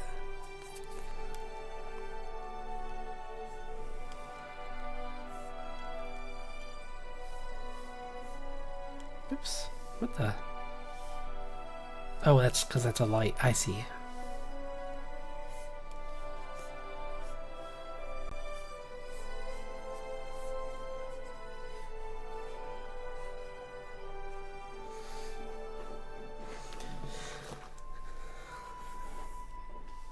And that one game that I was talking about has that too, where like you have there's a painting in your house that shows your mental state, and like it's just so unnerving to be like, is there anything around? Is this all in my head? And like sometimes like a door will just open but nothing's there, and you're just like, what was that? Or like there was one part in someone's game, I'm not sure if this was a glitch or it must have been on purpose, but they bought an extra scarecrow accidentally, and then it showed up in their bedroom, like just, up near the window, so like you could, the minute you turned up to go to bed, you just turn and there it is, and you're like, oh, okay, I don't know why you're here. This is not terrifying but just unsettling. Like, why is this up here? I didn't put this up here.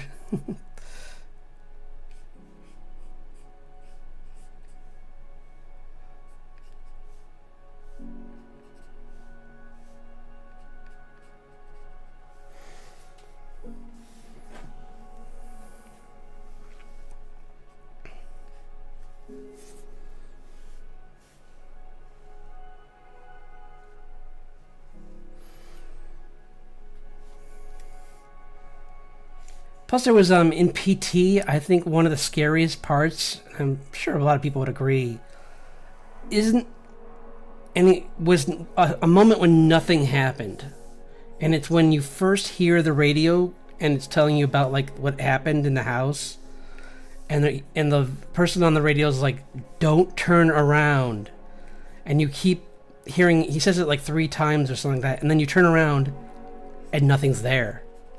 And your blood kind of just goes cold for a second. You're just like, oh, I'm so glad nothing's there. But at the same time, I'm not sure what to do now. I'm scared.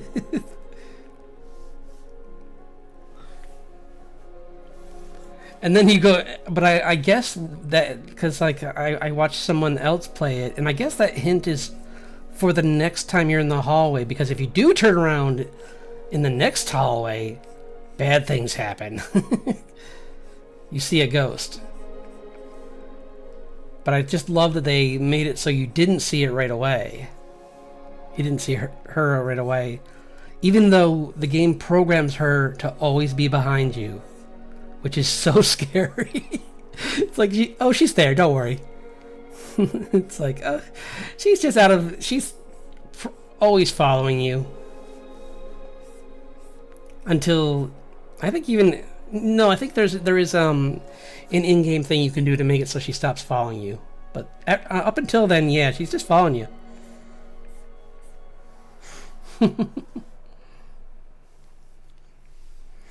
Like, good luck. You'll need it.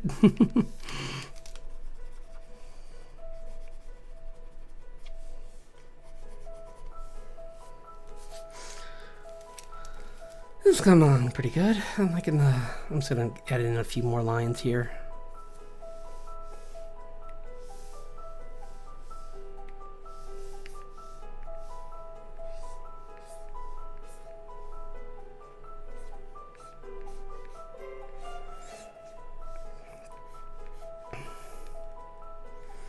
There's even a VTuber, and she's really like very critical of the horror genre. Like I always swear I'm saying that wrong, but she's always she's very critical of like scary games, and I love seeing her point because she's so passionate. I love watching her channel, just because like it's nice to see someone who's just really into something like that and like explains why, because like I don't have that, so it's nice to see someone who's explaining it. Because I mean, don't get me wrong, a good jump scares, good scary story is fun, but it's not my favorite genre. I mean, obviously fantasy is. So hearing people who explain why they like those darker stories is kind of interesting.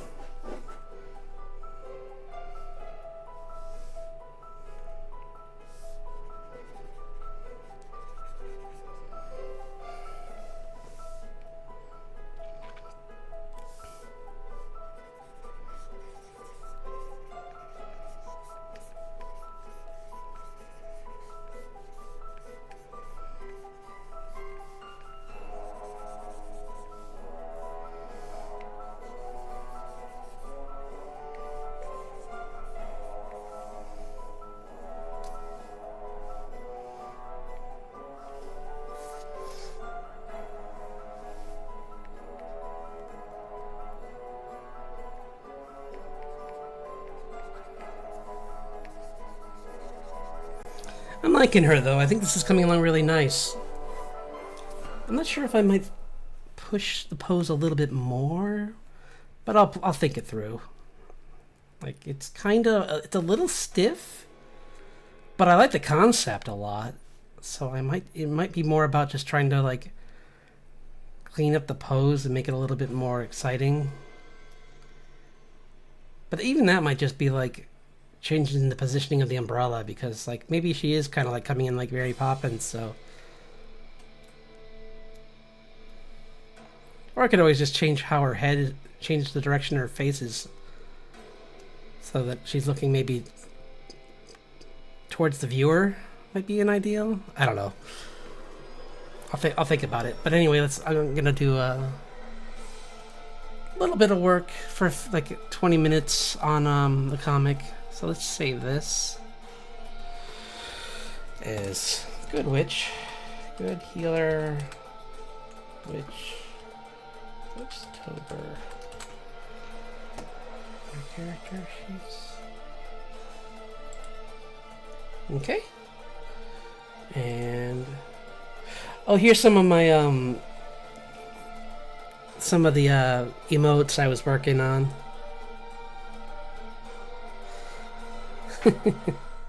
Some of them are way too small. Are gonna be way too small. But this is probably the one I'm gonna do for the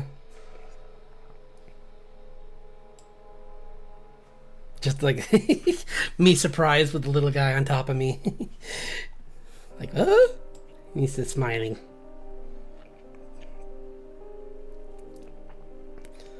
And this one this one's gonna be one of the animated ones. It's just me like, I've seen things.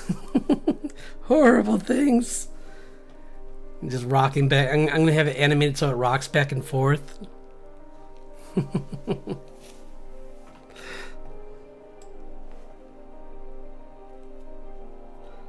And there's my Charlie Day, like that one. I can't make that one. That will be way too small. I might make that an animated like prompt. Like I might make it look better than this. Like I'll do a much more rendered version and animate him like just pointing at different spots on the corkboard. That could be fun. Not sure what that'd be a prompt for even though, but it's a funny idea. I always like that one. Or the I think I have it here. Oh no, that's in the other file. But yeah. I was working on cleaning this one up. They after their fight with the bounty hunter.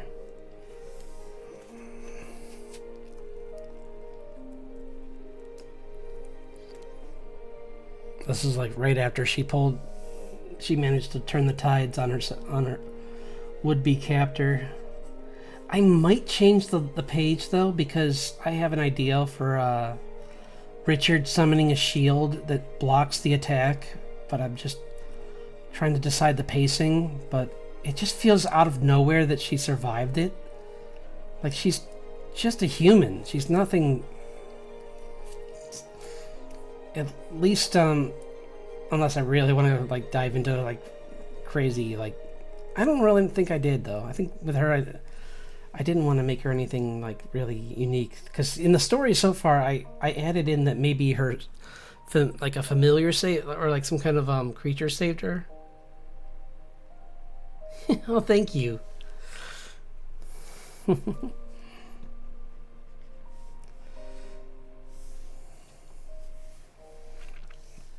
But I'm not sure. We'll see.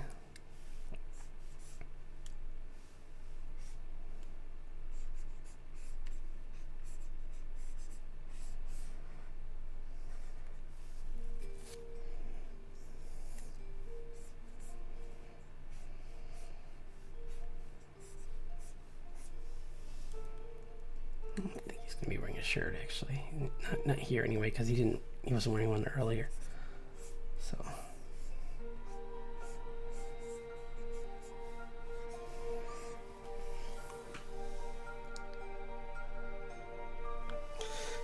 it takes forever. Yeah, I don't blame you. This comic has taken me so long, and I really want to finish it for that reason. I just want to get it published, or I just want to get it online and critiqued so that I can get better at writing and work on the next story. Because like this one, I like this story a lot, but it could easily like fan off into another story completely with these characters. So it would be nice to get it published on I might put it on, I would make my own site for it, and then I would probably on top of that like put it on like Webtoon or something like that.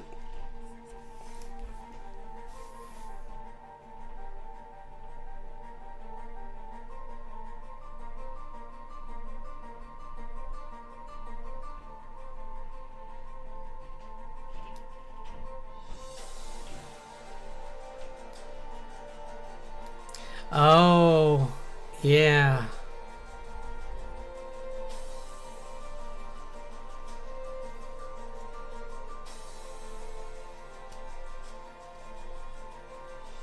It's a shame you can't just take that somewhere and have them just take the files off the hard drive. 'Cause that seems like something that like should be like something Best Buy could do or something. But I could be wrong. Maybe I'm not sure how much that would cost either, so I could not really endorse it 100%. But I thought there was some way to like get the files without having to repair the computer.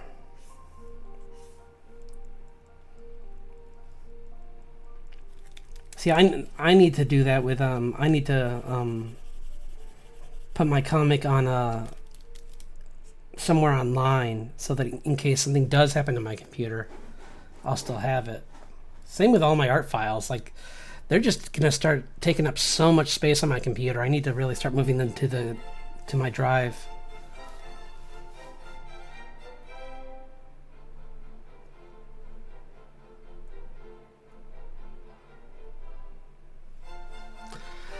You know, early on, I wouldn't really worry too much about copyright because I've been sharing my comic for like several years, like at least 5 years, and I've never seen anyone take it.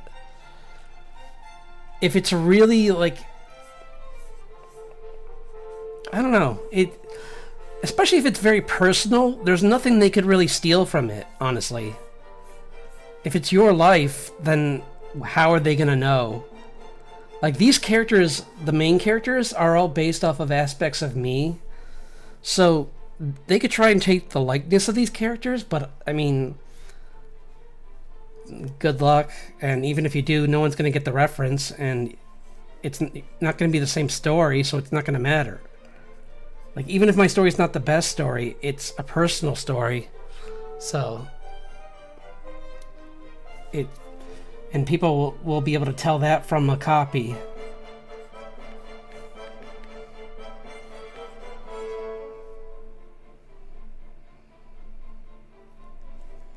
I don't like this pose.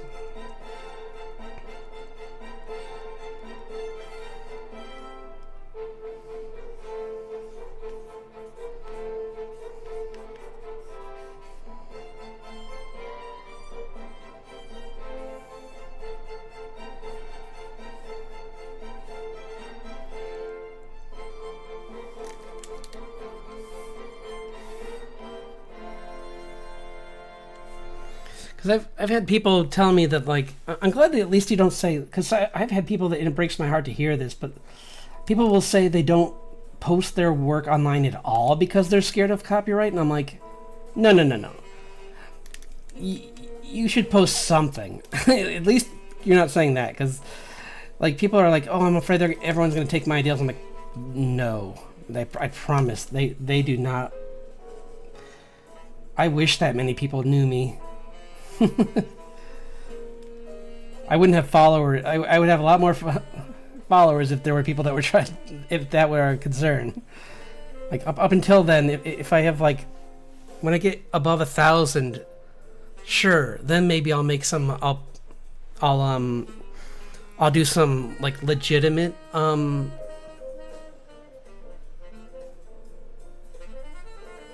Your characters are technically protected by copyright when you make them, especially if you make them live, because it's proof that you made them yourself. But technically, anything that you have on your computer that like you can point to could be used as copyright. But it's easier, and it's not that expensive, honestly, to just send a copy of your the turnarounds to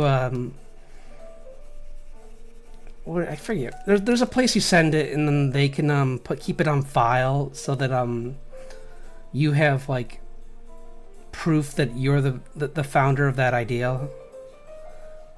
And I can't remember how. It's not much money. It's less than $50 to get a copyright. Trademarks are expensive. Copyrights aren't that bad.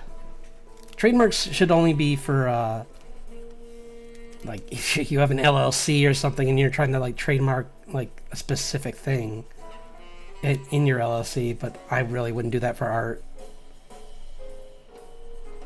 Unless it's like your entire brand or something, or you're trying to trademark your I wonder if you could trademark a VTuber. I don't know if you can do that.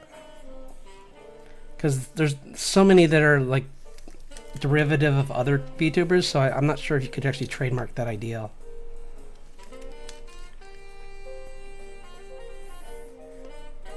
Because then anyone could just like come to you later and be like, well, you took this from my character. And it's like, no, I didn't. I've seen that happening so much too. Where like certain VTubers are like, you stole this from my idea. I'm like, you're a demon. This isn't really that original. It's like, I just wanted to be a demon.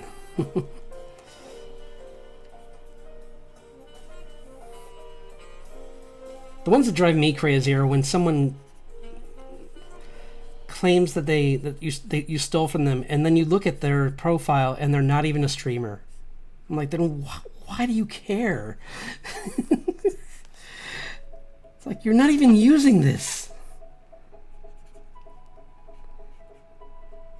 It's just for bragging rights to say that you have it.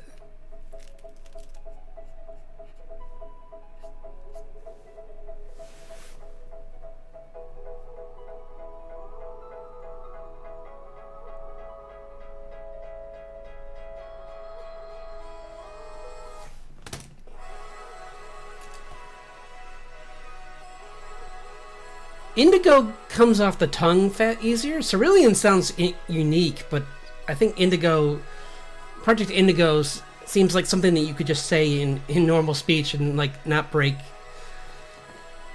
Cerulean's kind of a longer word, so I like both, but I'd say Indigo's the better of the two.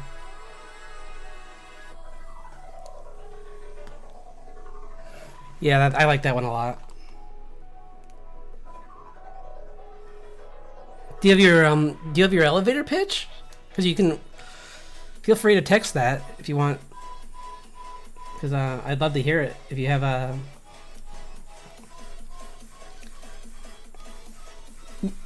Which I'm sure you. Which it basically is like the plot synopsis in like a few sentences. Like mine is, a father and daughter race against time to save her mother from a catastrophe, essentially, is what it comes down to. So, and then there's a longer version where it's like there's a rift opening that could pull her into another realm, and they're trying to race to save her from that. But I figure the faster one's better.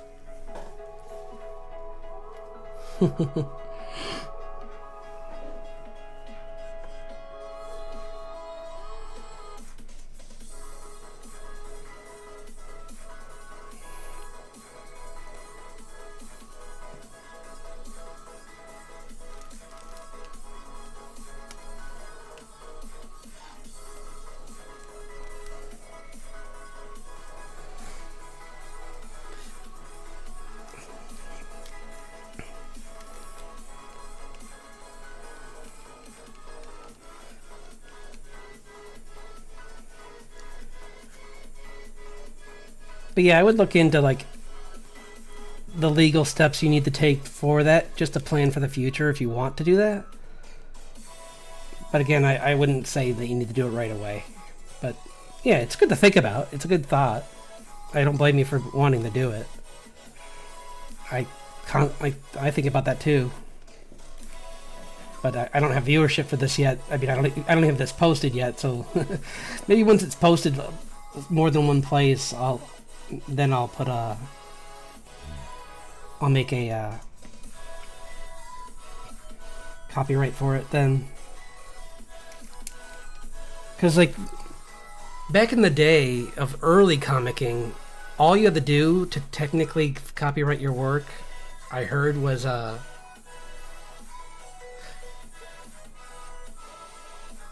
you could mail it to yourself, and then since it went through the postal system, it was copyrighted. But I hear that that doesn't really work anymore. But I'm not sure.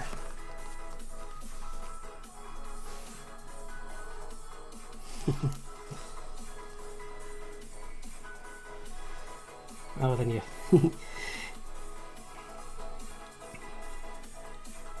I know what you mean. The first time when I first came up with mine, I had a long explanation, and I had to like.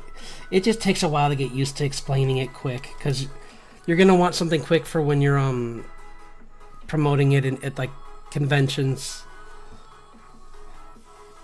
Eventually, I mean, when you get to that point, I know we're both far away from that. I know, but it's good to think about.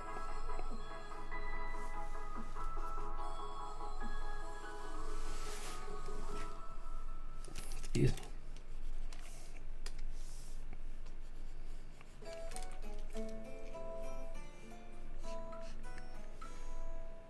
Like, you don't need to explain the world at all in the elevator pitch. Unless it's a character. Like, if it's like Dune or something where like or like oh god, what was that called? Or like even Game of Thrones, I guess. But all the Game of Thrones really can have a shorter explanation. I just without explaining the world too, so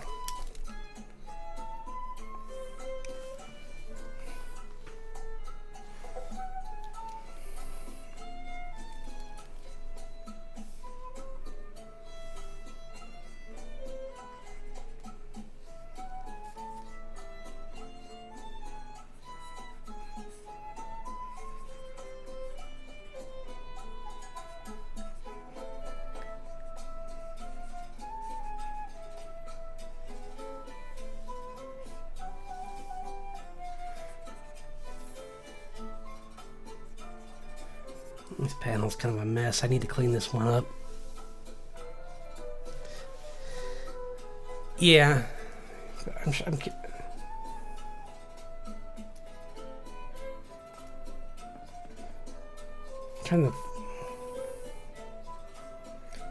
Yeah, because like the longer one for mine, the very long one is more like...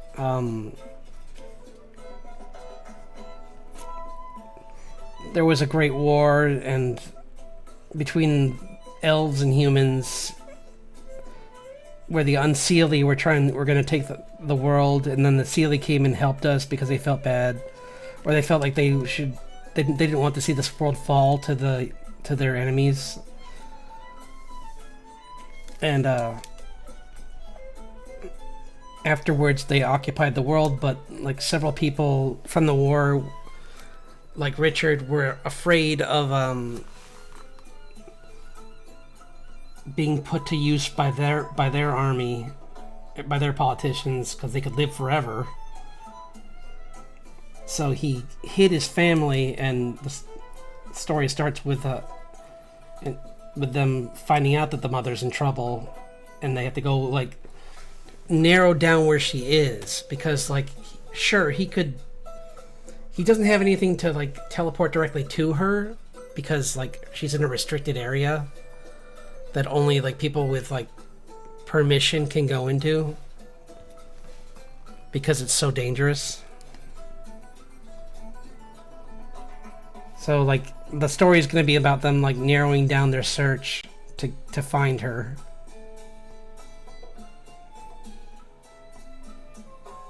But that's more of a like longer synopsis. That's not even like a pitch.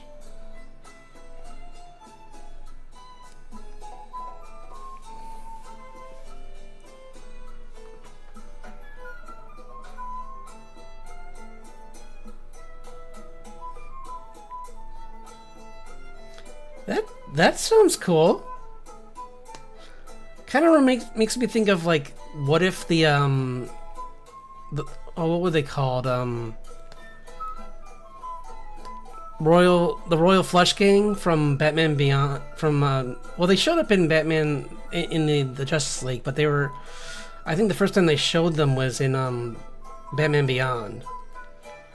And it'd be like, what if they actually decided to like just live a quiet life instead of being criminals? So that sounds kind of cool. There's other ones like that too, like I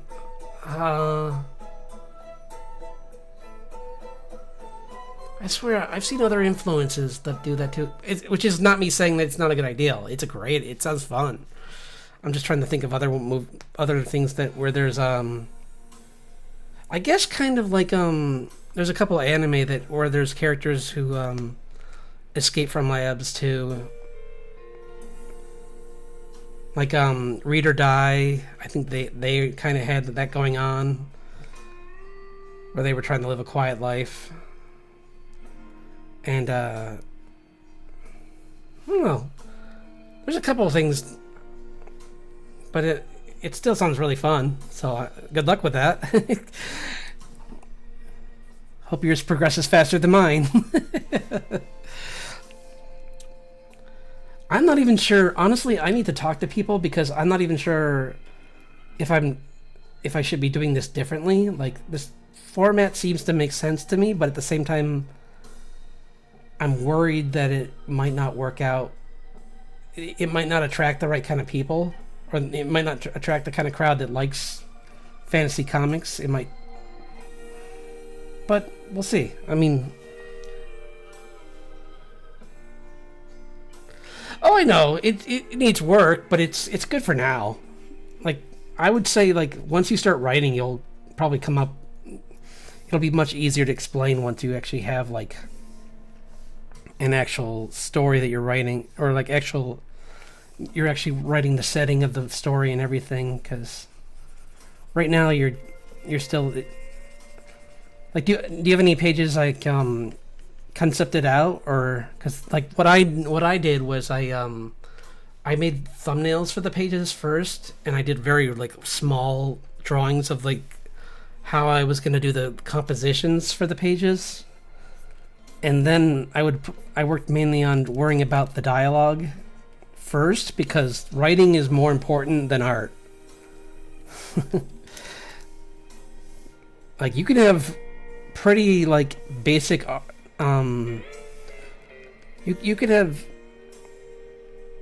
art that's not perfect, but if you have bad writing, people are not going to stick around.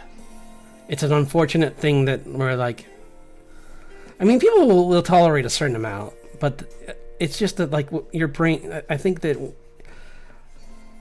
like, it's just such a big part of our life to read that, like, if it's hard to read, they just won't read.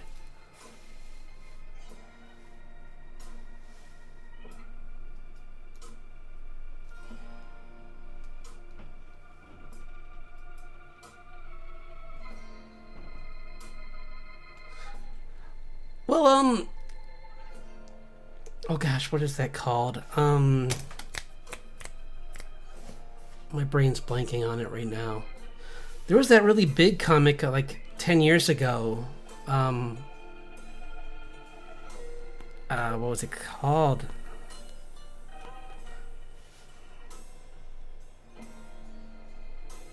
I'm blanking on it right now. I can't believe it.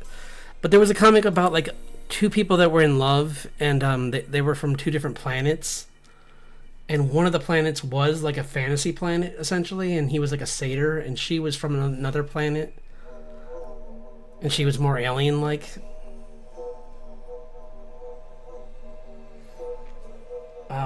It's on the it's like hazy in the mists of my brain right now. It's one Saga. Saga is what it was called.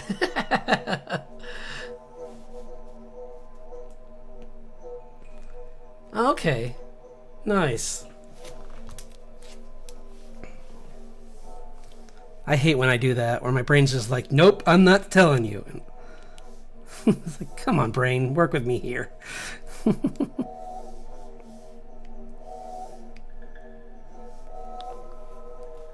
What is it? This is okay, but I kind of want to hear something different.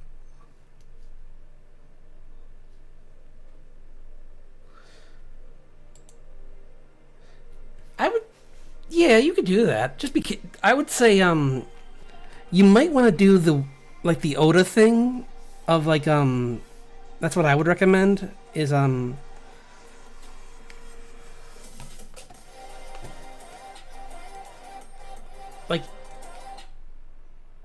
Oh, sorry. I can go back. I guess it won't let me go back. Sorry about that. This is kind of cool. But I was saying, One Piece, when Oda did each of the arcs, he based them off of things that he really admired about different writers in culture. Like there was an entire arc called this is kind of loud. I'm gonna turn it down a little bit just so I can think, but I like it. Let's see. Sorry, I just want to be able to think. I'm trying to give you good advice. Oh, you are reading that. Nice. What was it?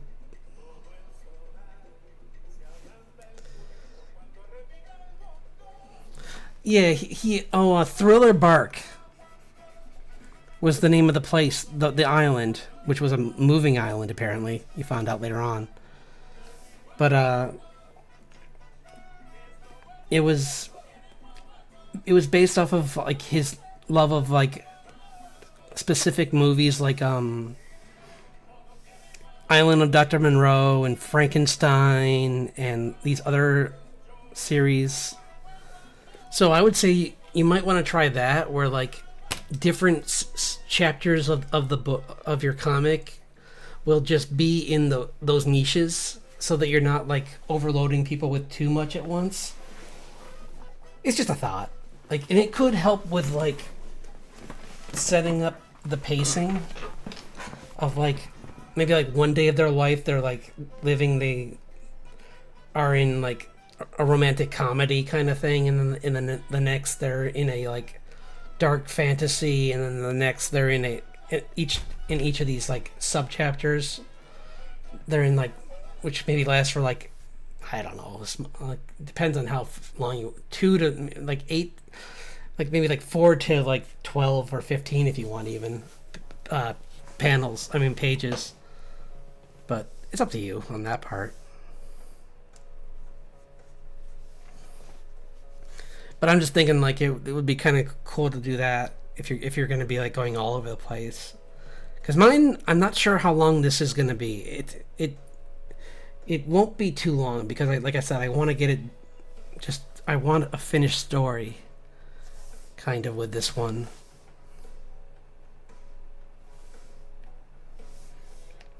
Like, I could just, whoa, that's very pink.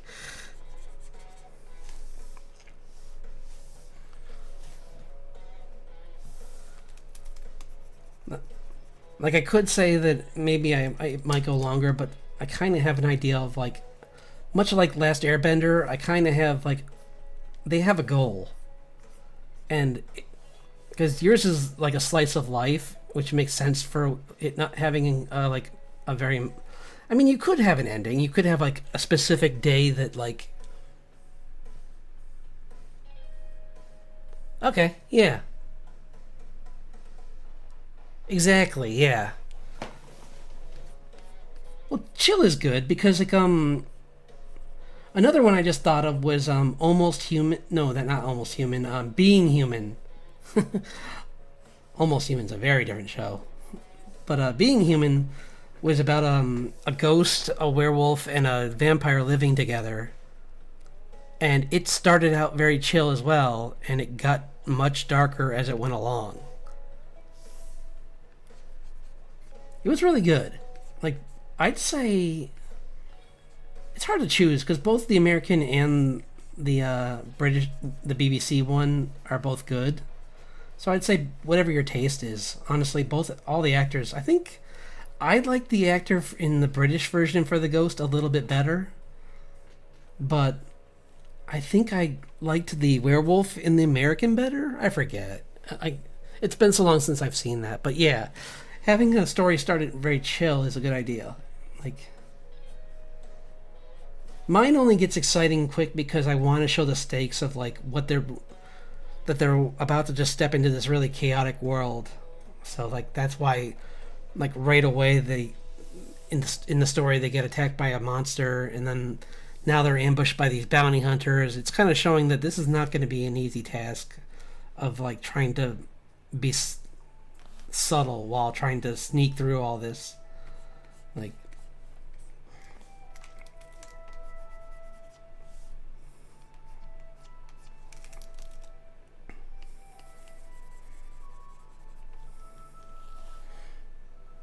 because I could, because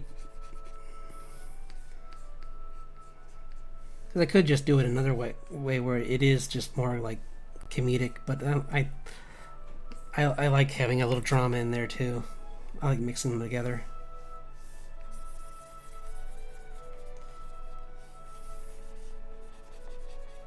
Plus, a big part of June's arc is gaining confidence in herself. So I really want to like make it right. What I want to make it very clear early on that she does.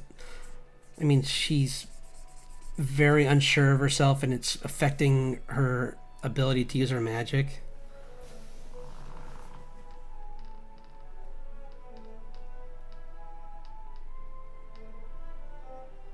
Oh, that's cool. Oh, like a Scott Pilgrim. Yeah, like Scott Pilgrim, where they where Brian Lee O'Malley did this, where, and I think he was involved in the Netflix show too, but I could be wrong. But because the Netflix show gave a lot more story to the villains, which I thought was kind of cool. I didn't get to watch all of it, and I might go back and finish it. But no, I don't like that eye. Let's fix it. I don't mind the shape of it. I just don't like where it is. No.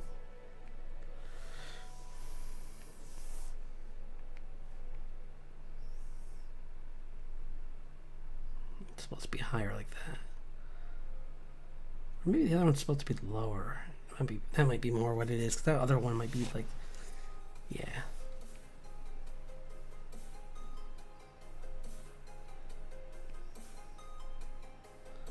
Yeah, that's probably a better idea. Because otherwise I'm messing with the angle.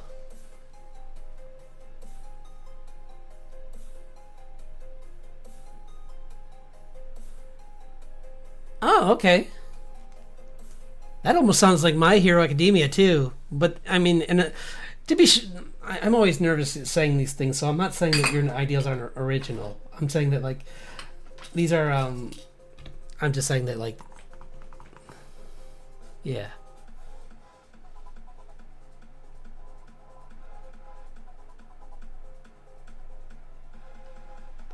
Huh. Yeah. No, that sounds really cool. Yeah, I'll definitely. You have to let me know when you get more of yours processed, because I'd love to see it. Like, that sounds really cool.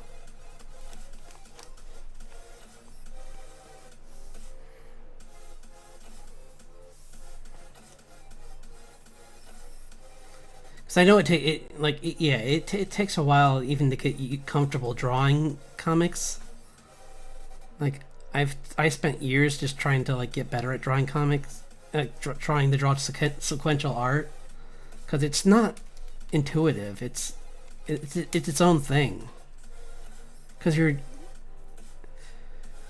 doing like 5 different things. You're like a storyboarder, but not. But you're also like the director of something, while like, but you have to be an artist as well, where like it's got good composition, it's got good storytelling, you're not sharing with the images. It's a lot. Like, there's a reason there's not. I mean that there's a. I mean there are like.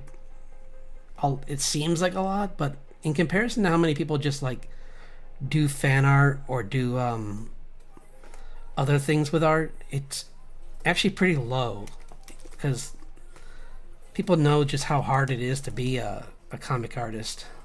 It's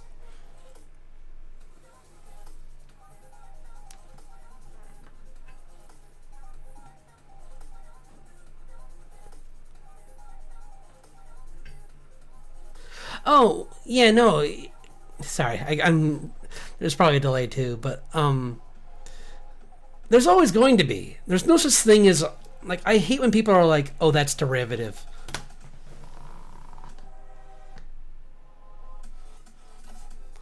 Well, I have bad news for you. There's thousands of years of ideals, so we're both in the same boat here. Like my ideal is not original. It's the characters themselves that make it original, and I'm sure with your story as well, it's your characters that are going to make it original. Like, because there's so many times that all you have to do to make an original story is just be like, well, this is kind of like a Superman story, but what if he did this instead of this? Is kind of what you could do, and no one could say that's not original. It's 100% original. Because you're not like, I mean, look at like The Boys. Like, it's just like, what if you just made a darker version of superheroes in general? Like, what if the Justice League were like owned by a corporation?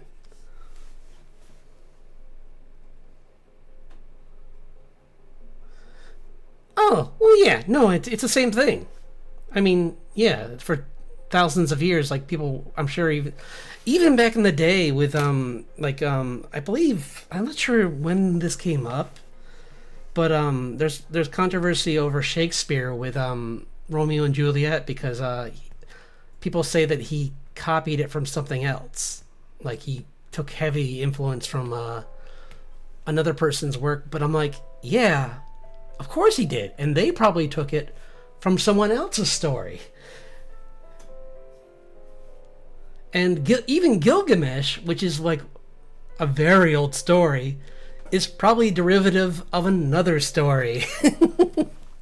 There's no such thing as 100% original, unless you're the first caveman painting on a wall in an area. You're not telling the first story.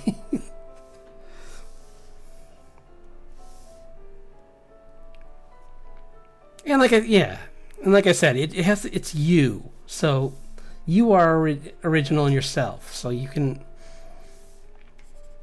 No one can take that part away.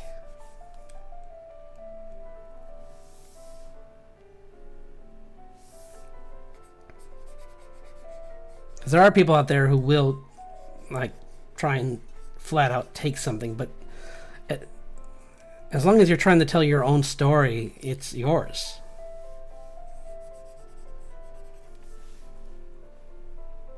Yeah. Exactly. It's just inspiration.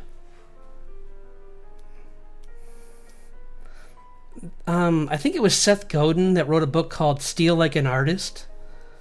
I read it a long time ago, but I don't remember much about it. But it essentially is what we're talking about. It's the whole, like, yeah, you just take inspiration. You're not copying. You're just taking ideas and repurposing them and playing around with them. Because copying is bad. But being like, oh, I like this idea, but what if I did this with this idea, is not copying, because you're going to be like, well, I'm going to put it through the lens of my life and my experiences. Yeah.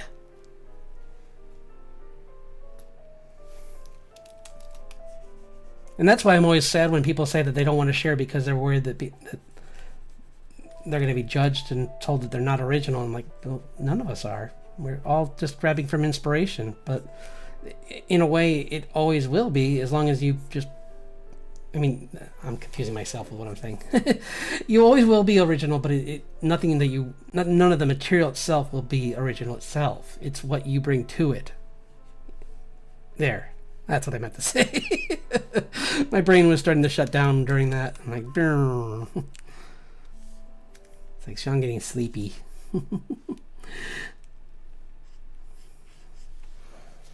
But yeah, no, I'm very. Your idea sounds really cool. I'd be very interested to hear about that, especially because I love slice of lives. So like having it start like that is pretty cool. Like All Saint Street was really fun. I definitely recommend it if you haven't seen it. It's this anime where this demon comes to live with his friend who's a vampire, and like there's a werewolf that is on the hunt for the demon lord, and it turns out that the kid who just moved in with his friend who's the vampire has the demon lord in him. So it's just really funny, and it's done in this webtoons kind of art style. And the jokes in it are really clever and fun. Also, the fact that he gets to work in a... There's only like 1 or 2 episodes about it, but there's a part where he's working in a pet store for fantasy creatures, and I'm like, I would love an anime just about this. Like, this alone would be a really fun anime in itself.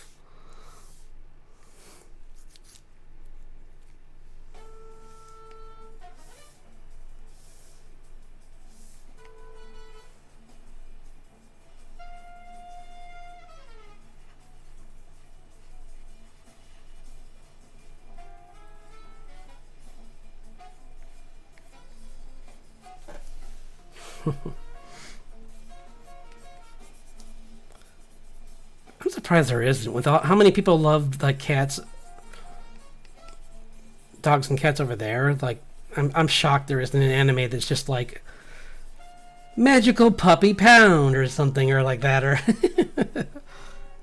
it's my ideal. If there isn't, I'm trademarking it right now. Oh, copywriting it. It's mine. But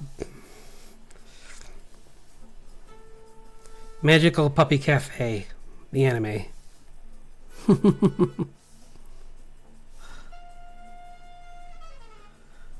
Patent pending, patent pending, patent pending.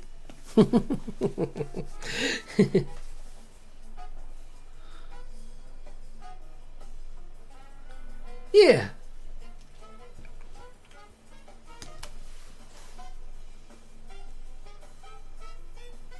Absolutely. Yeah, like seeing people in their natural habitats. Because, like, there's an A and a B story in my comic, and the A story is obviously like Richard and June trying to get to Grace to save her, but Grace is the B story, and her story is just going to be like a day in her life.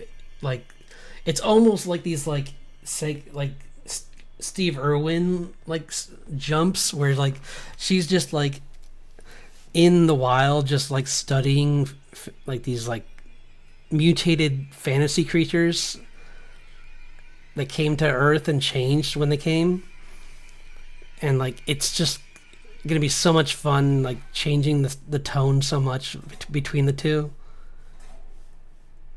It's being like, oh no, we're in trouble. And then you pan to her, and she's just like, oh my gosh, look at this dinosaur! It's so cool.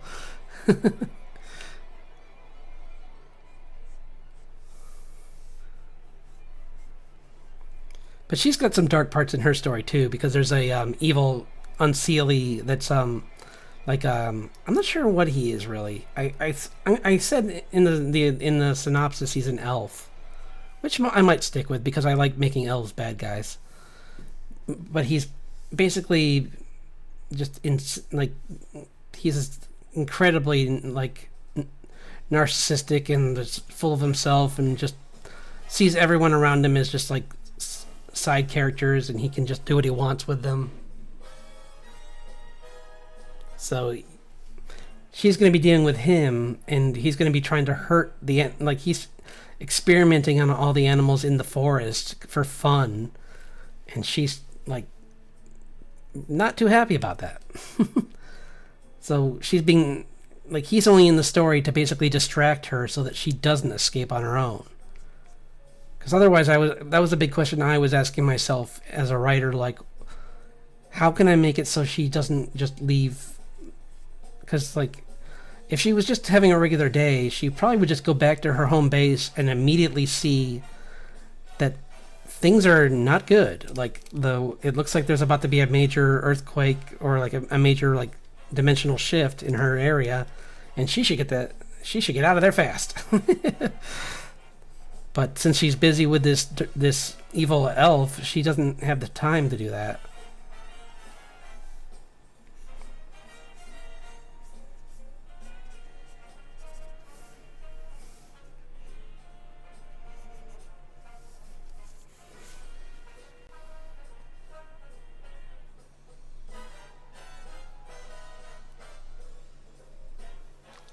It is.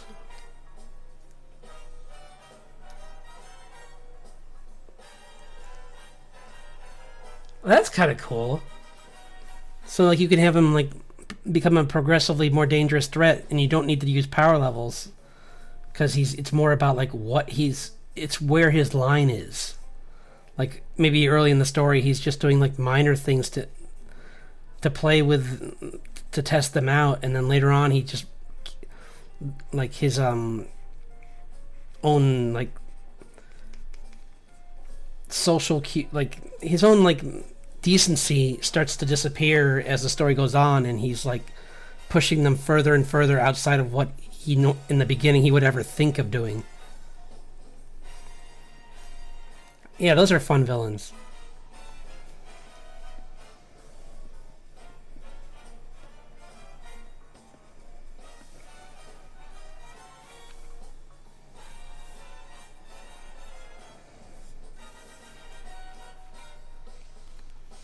Because mine's kind of like what would happen if someone would, well, I mean like someone who doesn't, just has no concern. He's basically just like sees everyone around him as just like playthings. So he has doesn't see. He's just naturally cruel. Like he's been trapped in this other dimension, and he's pretty much seen the world as like a game because he's been separated from his own kind for so long that he's kind of just been on his own and kind of. I mean, I don't want him to be like, oh, woe is me, I was separated and that's why I'm evil. It's more like he was always bad. He just got kind of worse with when there was nothing to do but be bad. Like he was always pure evil, but he kind of like, sounds like with your mad scientist, where like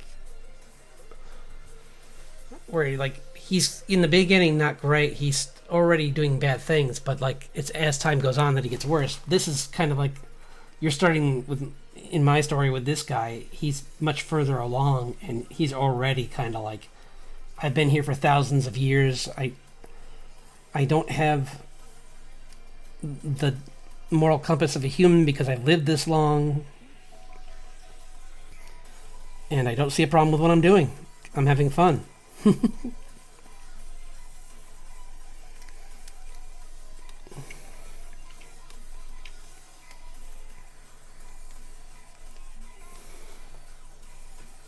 But I'm excited to hear more about your villain.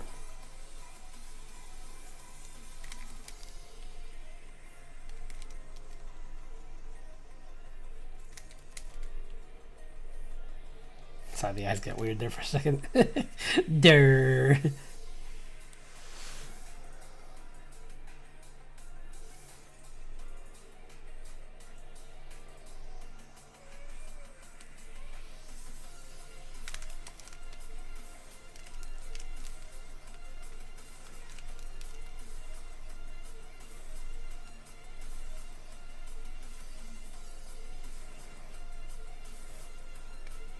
But pacing is always tricky.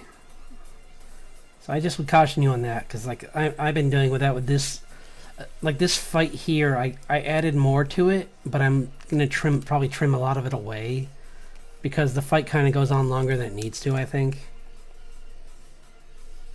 Like, so just make sure you don't do that.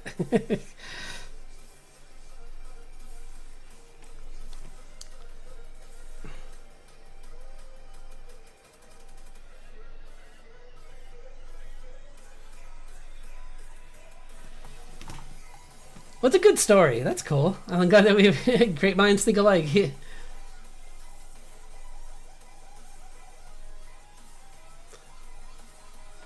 Except my guy does know. He just doesn't care, because he's like, or at least he knows in his own timeline, like, because perhaps his dimension also.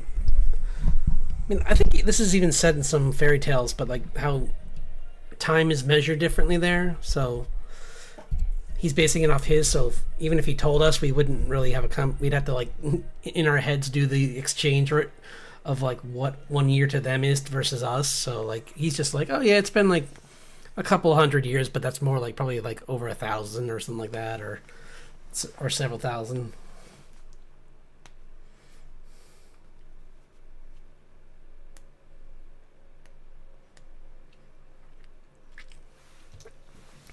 Because for all this guy knows, he's also in a dimension that's been locking him in stasis so that he won't age. So he could be technically immortal for all he knows. Because he is the only living thing there. So he's got all the energy he wants from that dimension to pull from. Which makes him very dangerous because he could basically... He's got so much, and whenever, like, that's where the thread of this story is, that part of his dimension is bleeding through this rift that's coming. So he could technically, possibly even, if not gain more influence, he could almost like just invade. So that's a big concern. But it's like, because that's not the main story, I'm not gonna focus on it until it is an issue. Because I don't want it to be about him. I want it to be about them saving the mother. That's far more important.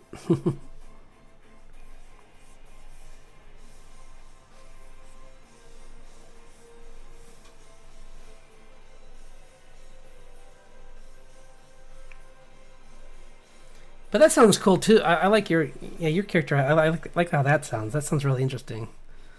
Or like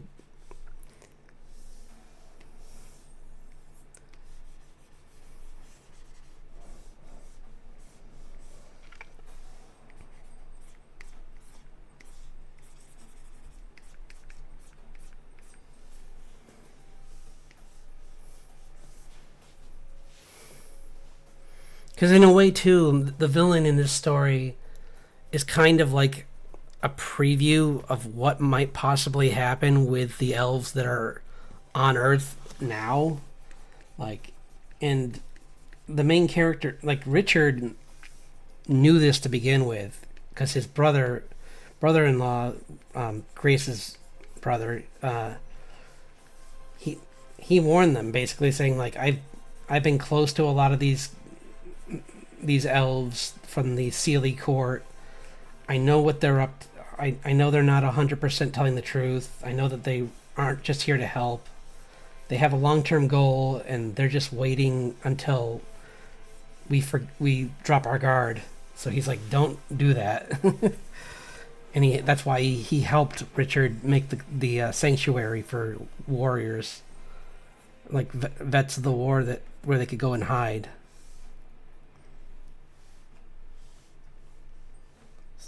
So they wouldn't be pulled into the wrong side of an upcoming war.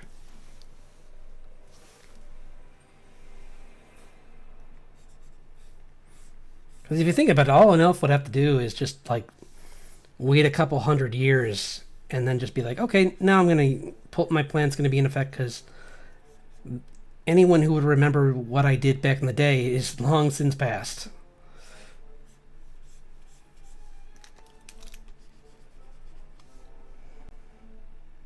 Oops, I'm drawing the wrong layer again.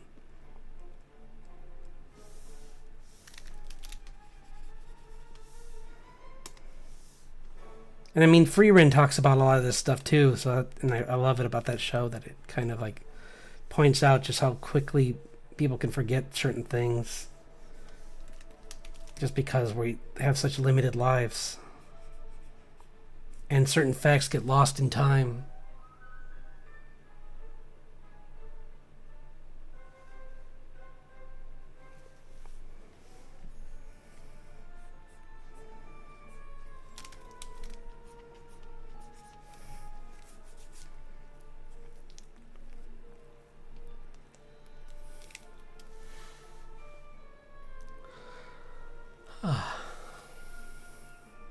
Whoops! I hate when it does this. Okay, good, it didn't.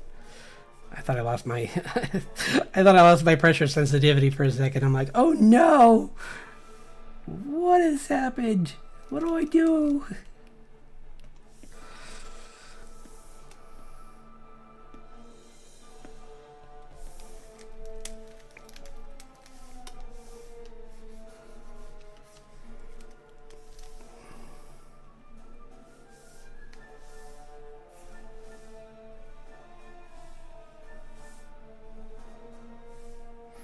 I know there's an easier way to do this than what I'm about to do, but I don't care. I want to be quick. So.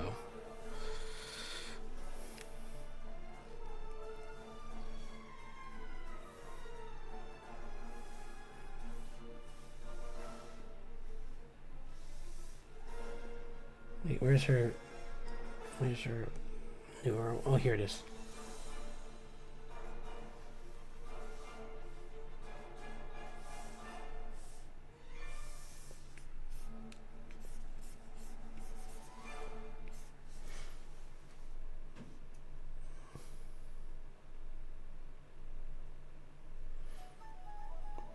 That's pretty cool.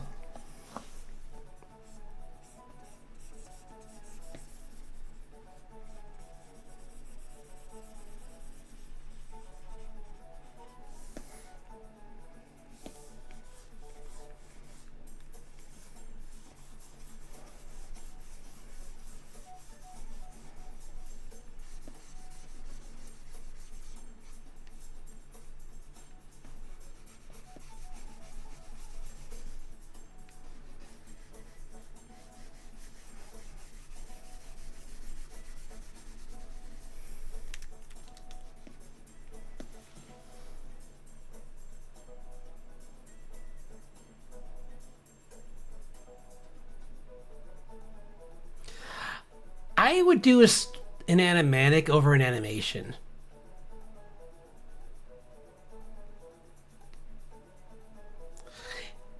Yeah. Yeah, I would just make it animatic, or even like if you want to even just go basic or more basic, like start with a slideshow or something. But yeah, I would do it like a basic animatic. Like look up. There are some really good animatic artists on YouTube. I can't think of any offhand, but I would just look up and find good inspiration and take what you can.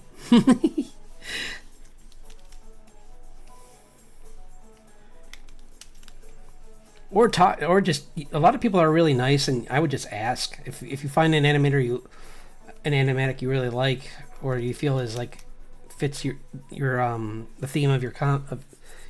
You could even just like DM that person, and maybe they'll be nice,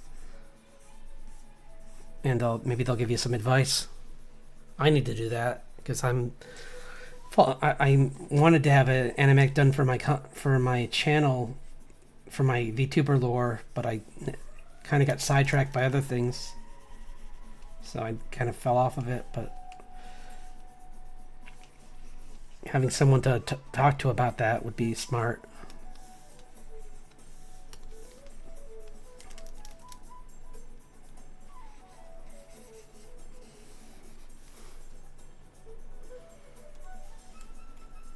I mean, I like your YouTube channel. That's how I get to look at all my fun art. That was the fan art that you do and stuff. I like seeing those posts you put up there.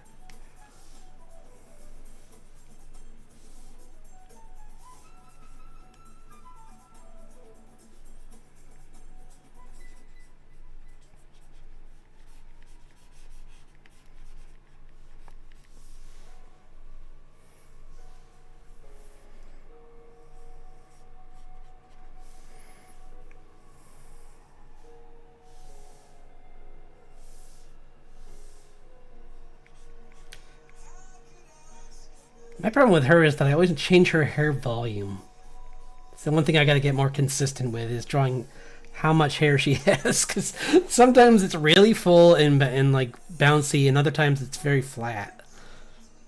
So it's like I gotta come up with a way to draw. Even with the model, the character turnaround, I still fall out of consistency at times. So if it happens to you, don't worry about it. It happens a lot. I'd say just maintaining their same size is more important than specific details like that, because people will notice the size difference before and care much more than they would probably about like how long the hair is, or like details like that. unless it's obviously very different. Like if I made her hair down to her like her knees, people would care about that. It's like, what did she do? What potion did she drink? I might even do that as a fun joke.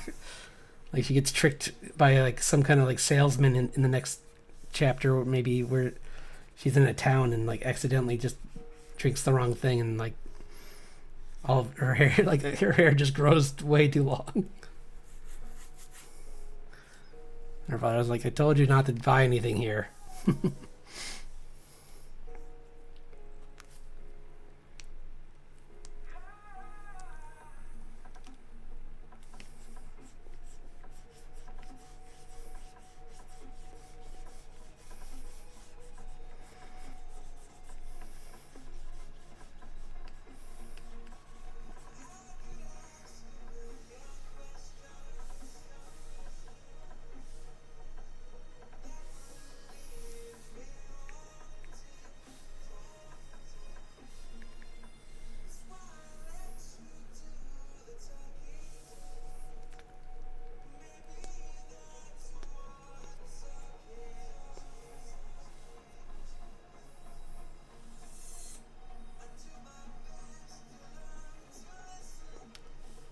It's funny how this music eventually gets really good. Like, it's not.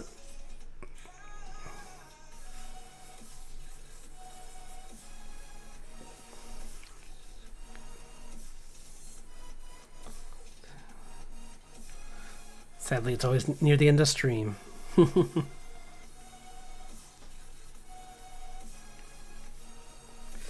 I'm probably going to call it pretty soon. Got my work tomorrow and everything, so.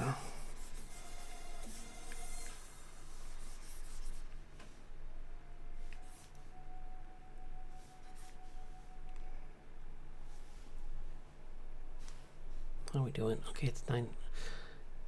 How long has it been? I'll do it for a few more minutes. I just want to get this part cleaned up, and then I'll probably call it.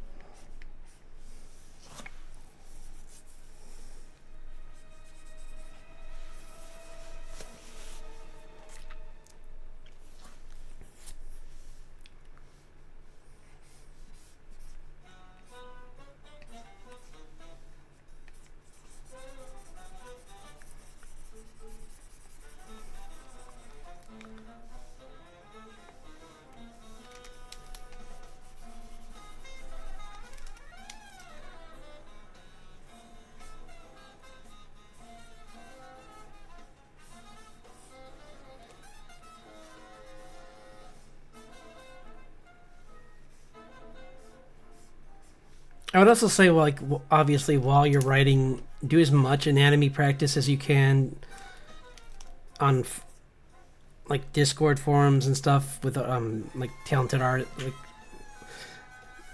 certain artists that you admire or that you think you could get good advice from. Because, like, I mean, don't get me wrong, it's always good to start no matter what, because you're always going to be improving. But it's good to like start with a little bit of heads up on like all that stuff, because like sometimes I'm not trying to scare you out of like starting sooner than that, but like it's good to like have some of those skills down, like just having like a stronger grasp on like some anatomy. Plus, the more anatomy that you know, the faster you'll be able to draw. So that's really helpful, because like when I started this all those years ago, sure, I could have done it, but it would have been much slower than I can do now. Like my illustration skills have gone up significantly. Like I can color better. I'm not saying something, but I have a better understanding of color theory, and I've like just a much better understanding of like just good stories, because I've been exposing myself to as many as I could find. So,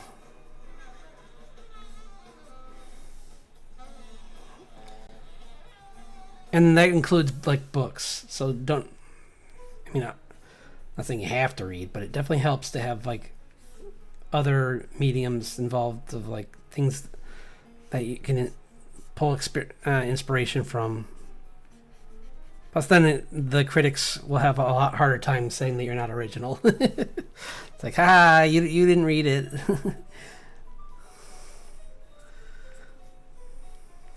It's like, I guess someone didn't read Mistborn or something. I love Mistborn. It's such a good book.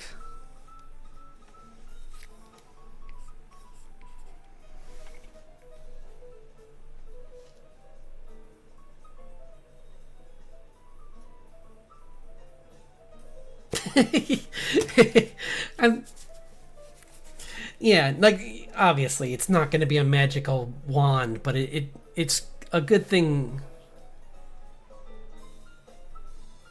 Yeah, no, it even if it's just like a fun hobby, I would say just focus on it being a fun hobby at first. Yeah, same. I wouldn't refuse either.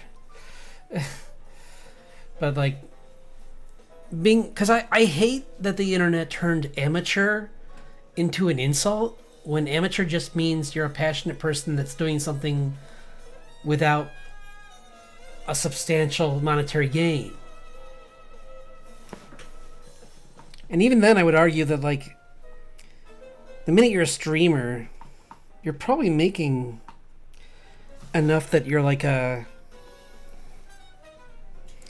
You're probably making enough that, like, you are making some money, so. It's not entirely true anyway. Oh no. Was it like a. If it's a small amount, I wouldn't worry. And if it's just plain paper, it's fine. It'll break apart. Your stomach acids are strong.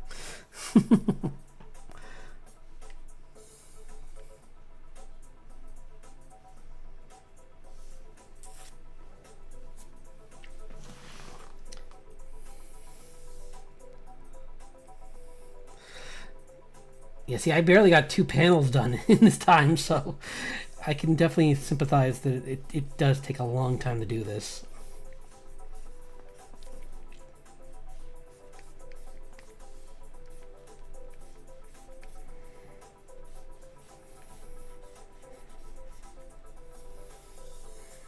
But it's certainly more fun when there's someone to talk to. So I really want to thank you for stopping by, because the second when I have someone to talk to, I feel like I could draw much faster, and I just feeling more invigorated. Like I love doing this no matter what, but it's just so much more fun to talk to someone.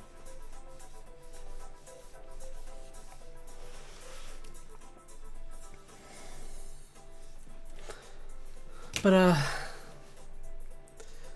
think I will call it, because we're like, yeah, we're like 3 hours and 15 minutes now. So, thanks again for dropping by. It's been really fun working on all this stuff, and I'm so excited to finish this. I mean, this page is coming along pretty good, but like, oops, no. Yeah, this came out really good. I'm really excited to like finish her up. I might actually change her to give her a more fun pose. I was thinking maybe like all I need to do is change the feet, and I was thinking, here, I'll draw on top of it. I was actually thinking maybe of making her doing like a wee kind of thing, where she's kind of like gliding and kind of coming in like this instead. So maybe I'll do that instead. Like give her a, maybe give her high heels too. Maybe. Yeah, I will.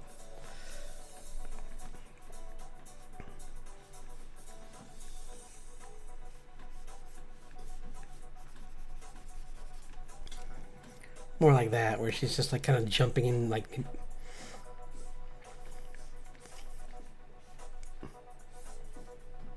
Maybe the other one's out like this or something. So like you have like, wee, more like that. That looks more like that looks more epic. I kind of like that better. And gives her a little more action, and I can put a then I can even put like in a background where maybe she's like floating into a town, like there's maybe like she's just on, like there's like a street here or something that she's flying, like a fence here. Just kind of like trying to rough in some ideas for on like a perspective. But yeah, she's just. And then I'd have to lengthen the dress, or change the dress direction, but it's kind of going more like this. I like that better. Aw, nice.